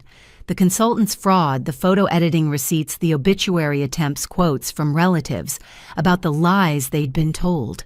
The article was devastating in its simple recitation of facts. "This would destroy us," she said quietly. "Like you tried to destroy me. Consider it mutually assured destruction. You stay honest, I stay quiet. You revert to lies, everyone learns the truth." "Blackmail," Ryan spat. "Insurance," Grace countered. "Given your family's history, my client needs guarantee beyond good intentions." "We'll sign," Dad declared, overriding Ryan's objection. "All of it. Every term, every requirement. Whatever it takes." "Richard," Mom started. "No, Helen. We did this. We spent thousands of dollars trying to erase our daughter instead of hundreds on therapy to address why her saying no triggered us. We chose pride over love, image over truth. These terms are generous considering we tried to publish her death notice." The words hung heavy between us. Dad acknowledging the full weight of their actions felt like a minor miracle. Though I remained wary of performance, versus genuine recognition. They signed the documents with the solemnity of a surrender treaty. Grace notarized each signature, made copies for everyone, filed the originals in her office safe. Legal framework for emotional reconstruction, binding contracts for broken bonds. "What happens after the 6 months?" Madison asked softly. "If we do everything right, follow all the terms, do we get our sister back?" "You get the chance to earn a relationship with who I am now," I clarified. "Not the compliant daughter who never said no, not the family ATM, not the scapegoat for your failures. Someone new with firm boundaries and zero tolerance for manipulation. Whether that person wants a relationship depends on who you become during those 6 months." "That's fair," Mom admitted. "More than fair. We mourned losing the daughter we thought we owned. Maybe we can learn to love the daughter you actually are." Maybe I allowed offering no promises. As we prepared to leave, Ryan approached hesitantly. "Emma's agreed to couples counseling. Seeing how you stood up to us, documented everything, protected yourself. It inspired her. She said if you could survive our attempts to erase you, she could survive my financial betrayals. You saved my marriage by destroying our dysfunction." "I saved myself. Emma saved your marriage by choosing to try, despite having every reason to leave. Don't make me responsible for your redemption any more than you made me responsible for your failures." He nodded, accepting the boundary with what might have been genuine understanding. Madison hugged me briefly, whispering apologies I wasn't ready to receive. Mom and Dad stood awkwardly, clearly wanting the physical comfort of farewell hugs, but respecting the no-contact term they'd just signed. 6 months, I reminded them. Use it wisely. I left them in the conference room, Grace beside me as we walked to the elevator. The winter sun cast long shadows through the building's glass atrium, creating patterns of light and dark that felt symbolic. "How do you feel?" Grace asked as we reached the parking garage. "Empty? Full? Relieved? Terrified? Like I just performed major surgery on my own life without anesthesia." Accurate metaphor. You excise the disease tissue set terms for healing established monitoring protocols. Now comes the harder part, waiting to see if healthy growth is possible. What if it isn't? What if 6 months pass and they're still the same people who tried to bury me in newsprint? Then you publish the article and build your life without them. But you've given them a chance with clear guidelines and consequences. That's more than they gave you. I drove home through streets dressed in Christmas lights, families visible through windows preparing for holidays I wouldn't share with mine. But instead of sadness, I felt something approaching peace.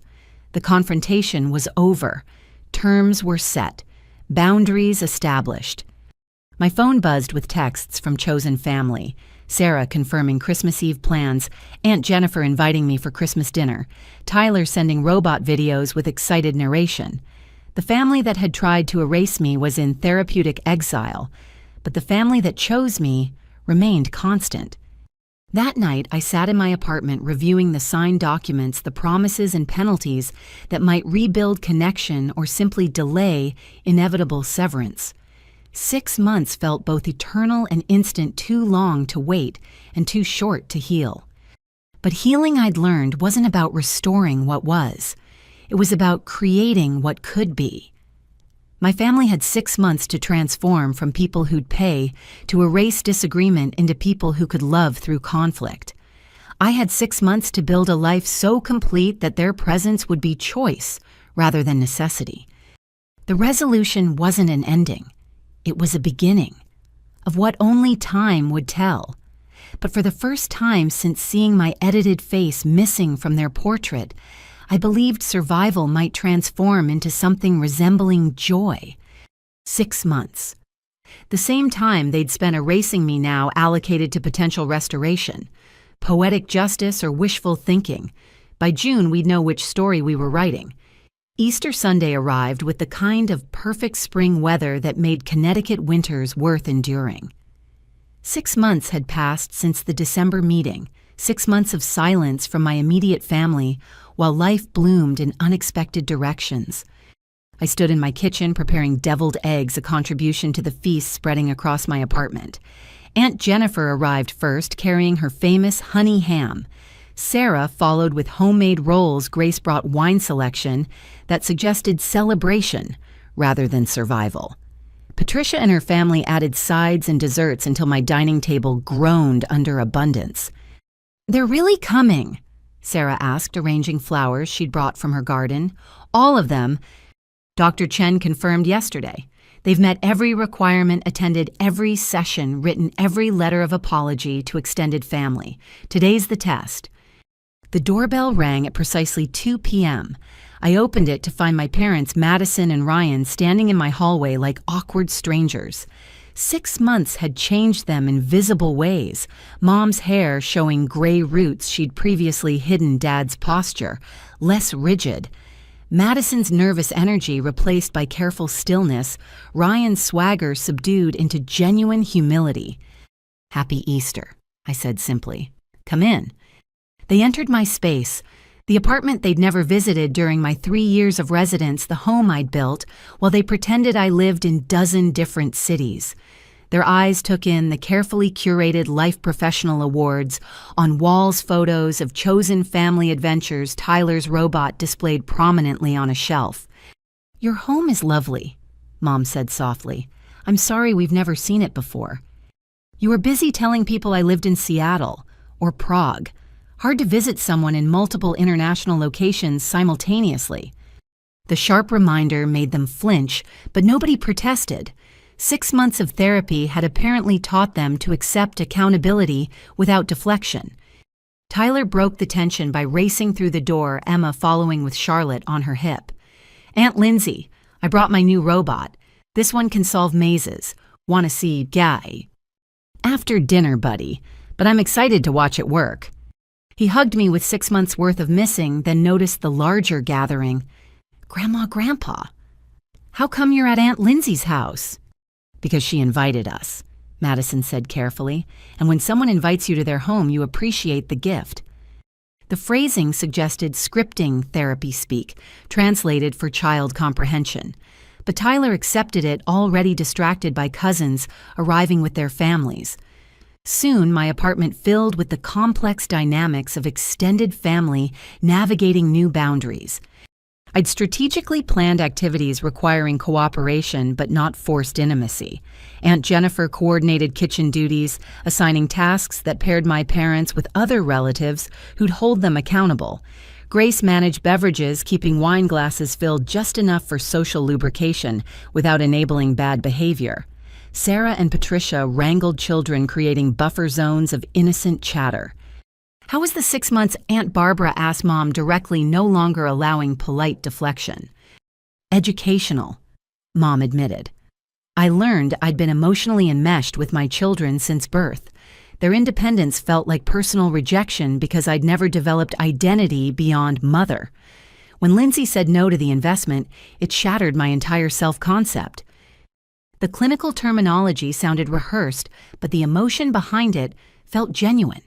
Dad added his own insights about conflict avoidance and enabling dysfunction through financial solutions. Madison discussed narcissistic injury and the danger of defining yourself through relationships. Ryan admitted addiction patterns beyond gambling, to approval to maintaining golden child status, to avoiding consequences through charm. And the letters, Uncle Robert pressed. I received mine in January. Quite comprehensive. 43 letters. Dad confirmed, each one detailing the specific lies told, acknowledging the harm caused, committing to truth. The responses ranged from supportive to scathing. We lost some relationships permanently. Good, Grandma said bluntly, having arrived fashionably late to assess dynamics before committing to staying. Consequences teach better than words. Dinner progressed with careful navigation around conversational landmines. We discussed neutral topics, Tyler's school achievements, spring gardening plans, upcoming family graduations. Nobody mentioned the edited portrait still hanging in my parents' home, the article draft still waiting in Marcus Lynn's files, the trust fund documents ensuring future generations' protection from family financial manipulation. but healing peeked through in small moments. Mom asking about my work with genuine interest rather than competitive comparison. Dad acknowledging my financial wisdom without making it about his failures. Madison discussing her new job without expecting investment or rescue. Ryan sharing recovery milestone coins with humble gratitude rather than performed shame. "I've been accepted to MIT cousin Sandra's daughter," announced over dessert. Following in Lindsay's footsteps, except engineering instead of medicine, Lindsay went to Johns Hopkins. Mom corrected automatically, then caught herself. Sorry. Old habit minimizing her achievements to protect Madison's feelings. Johns Hopkins for undergraduate, then Harvard Medical School. We should have celebrated that instead of seeing it as showing up Madison's community college path. Madison flinched but nodded. I wasn't ready for university at 18. Lindsay was. Comparing us was unfair to both. These small acknowledgments accumulated like healing snow, covering old wounds without erasing their existence. The family that had tried to delete me was practicing seeing me clearly speaking truth, even when it stung. After dinner, while adults cleaned and children played, I found myself on the balcony with Ryan. 6 months of silence between us felt both heavy and necessary. "I paid it back," he said quietly. "The $40,000 you covered for gambling debts. Sold the boat, the motorcycle, some stocks. Checks in your car." I said I didn't want. "I know, but I need to do this. Not for you, for me. Part of recovery is making amends through actions, not just words. Take the money, donate it, burn it. Just let me give it back." I nodded, understanding the 12-step philosophy behind his need. Hartford Hospital's cardiac unit could use new monitoring equipment. "Perfect. I'll make the donation directly in your name." "Our name," I corrected. "The Johnson Family Fund. Let something good come from all this." His eyes welled, the first genuine emotion I'd seen from him without performance or manipulation behind it. We stood quietly watching the sun set over Hartford brothers and sister who'd found distance might serve better than the enmeshed proximity we'd known. Inside, Tyler demonstrated his maze-solving robot to an appreciative audience. The algorithm he'd programmed with my remote help navigated complex paths, backing up when hitting walls, trying new routes until finding success. "Just like families," Grandma observed. "Hit a wall, back up, try a different path. Eventually you find your way or accept some mazes can't be solved." "Ours can be solved," Madison said with desperate hope. "Right, we're here, we're trying, we're different now." "Different is step one," I replied carefully. "Trust takes longer, but yes, being here is progress." As evening approached, the gathering naturally wound down. Families with small children left first, then elderly relatives, until only immediate family remained. The apartment that had felt crowded now seemed too large for the weight of unspoken questions. "What happens now?" Mom asked finally. Are we allowed to contact you?" Thoughtfully, I answered after consideration. "No daily calls or casual drops by, no expectations of immediate closeness. We're rebuilding from foundation, not renovating existing structure. That takes time." "How much time?" "As long as it takes. Maybe forever. Maybe we never get back to what we were." "What we were was broken," Dad interrupted. "You giving endlessly while we took. Us demanding while you depleted. That's not worth returning to." "No," I agreed.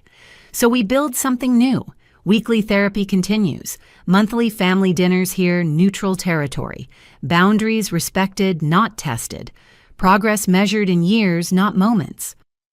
They nodded, accepting terms that once would have triggered extinction burst behaviors.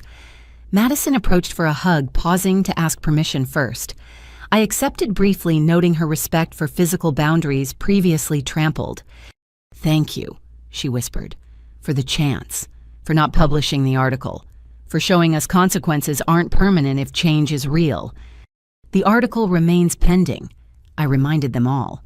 "One violation, one manipulation, one attempt to return to old patterns. It publishes. That's permanent." "Understood," Dad said formally. "We've signed legal documents and emotional contracts. We intend to honor both." They left together, but not united. individual therapy having created healthy separation within their previously enmeshed unit. I watched from my window as they navigated the parking lot, no longer moving as synchronized dysfunction, but as individuals choosing proximity. Aunt Jennifer stayed to help with final cleanup, her presence steady through months of family storm. How do you feel about today? Hopeful, cautious, like watching spring after brutal winter. You appreciate the warmth, but remember the cold. Wise. They've changed, but change under duress differs from change by choice. Time reveals which one this is. We finished dishes in companionable silence, the apartment returning to its usual order. On the mantel sat a new photo. Today's gathering, everyone present and accounted for, no editing required. It would never replace the family portraits destroyed by their deception, but it documented new possibility. My phone buzzed with a text from Tyler. "Thank you for the best Easter ever, Aunt Lindsay. Mom says we can come every month now. I love you." Followed immediately by one from Madison. "I know you don't need to hear this yet, but I love you. Present tense, no conditions. Working on proving it." Then Ryan, "Thanks for the second chance. Won't waste it." "Mom, your home is beautiful. You're beautiful. We were ugly to try erasing either." Finally, Dad, "Proud of who you've become. Ashamed we tried to stop it. Grateful for grace we don't deserve." I didn't respond immediately, needing to sit with their words versus their actions, their promises versus their history. But I saved the messages, evidence of effort that might accumulate into trust. Outside, spring evening settled over Hartford with the soft purple light that made everything seem possible. 6 months ago, they'd tried to bury me in newsprint and lies. Today, we'd shared ham and hope in equal measure. The ghost they'd tried to create had instead become the architect of potential resurrection, not of what was, but what might be. A family reformed by truth, rather than deformed by image, connected by choice, rather than trapped by blood. I looked at the robot Tyler built, now solving its 100th maze on my coffee table. Hitting walls, backing up, trying new paths, eventually finding its way. Just like families Grandma had said, just like us. Time would tell if this new beginning led somewhere worth going. But for today, for Easter, for the first meal shared without lies in almost a year, it was enough. More than enough. It was everything. The edited family portrait still hangs in my parents' living room beside the explanation they signed about its creation. Visitors ask, they explain, they wear their shame publicly as promised. But newer photos join it now. Unedited, honest, showing a family that learned the hard way that love means accepting no as readily as yes. Tyler's robot sits on my shelf, a reminder that complex problems yield to patient solutions. His innocence through our crisis kept one bridge unburned, one connection pure. Now 17, he interns at my hospital, interested in biomedical engineering. He jokes about building robots to solve family dynamics. I tell him some problems require human hearts, not artificial intelligence. Madison married last fall. A kind teacher who knew our history and loved her anyway. She asked me to be her maid of honor. I accepted, standing beside her as the sister I am, rather than the one she'd tried to erase. Her vows included promises about honoring boundaries. Mine, giving the toast, celebrated redemption, earned through accountability. Ryan sponsors others in recovery, now sharing our story as cautionary tale and hopeful ending equally. His marriage survived through Emma's fierce love and fiercer boundaries. Their children know Aunt Lindsay as present reality rather than edited absence. My parents volunteer at the hospital foundation, raising funds for the equipment their repayment purchased. Mom serves on committees with women she'd lost through lies, slowly rebuilding reputation through service. Dad mentors young entrepreneurs about ethical business practices and the danger of family enmeshment in financial decisions. The consultant who'd encouraged my erasure faces fraud charges from multiple families she'd manipulated. Her son Jeremy builds websites, now humbled by spectacular failure. We nod when passing, but don't speak. Some bridges need not be rebuilt. Dr. Chen still sees us monthly, guiding the delicate process of creating healthy patterns where dysfunction once thrived.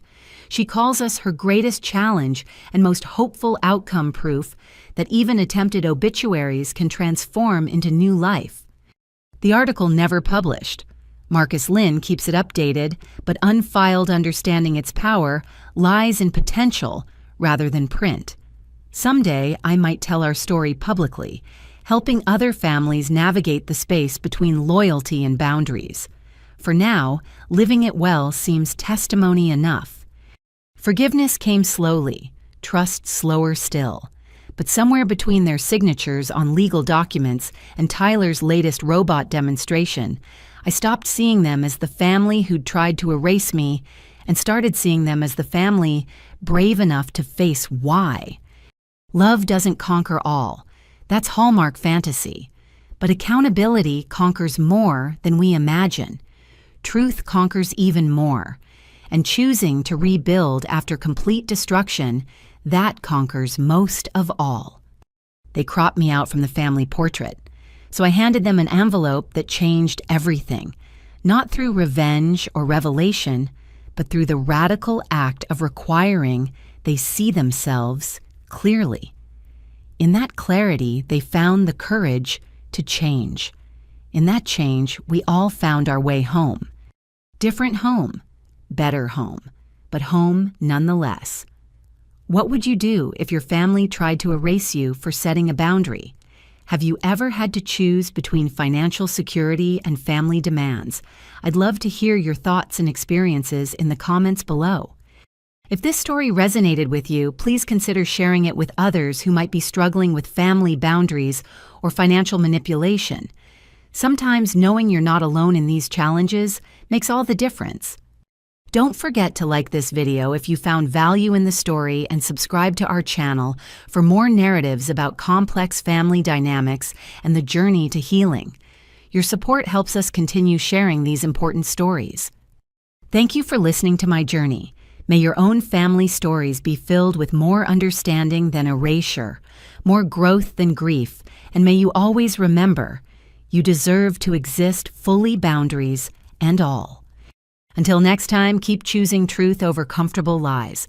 Your authentic self is worth more than any edited version others might prefer.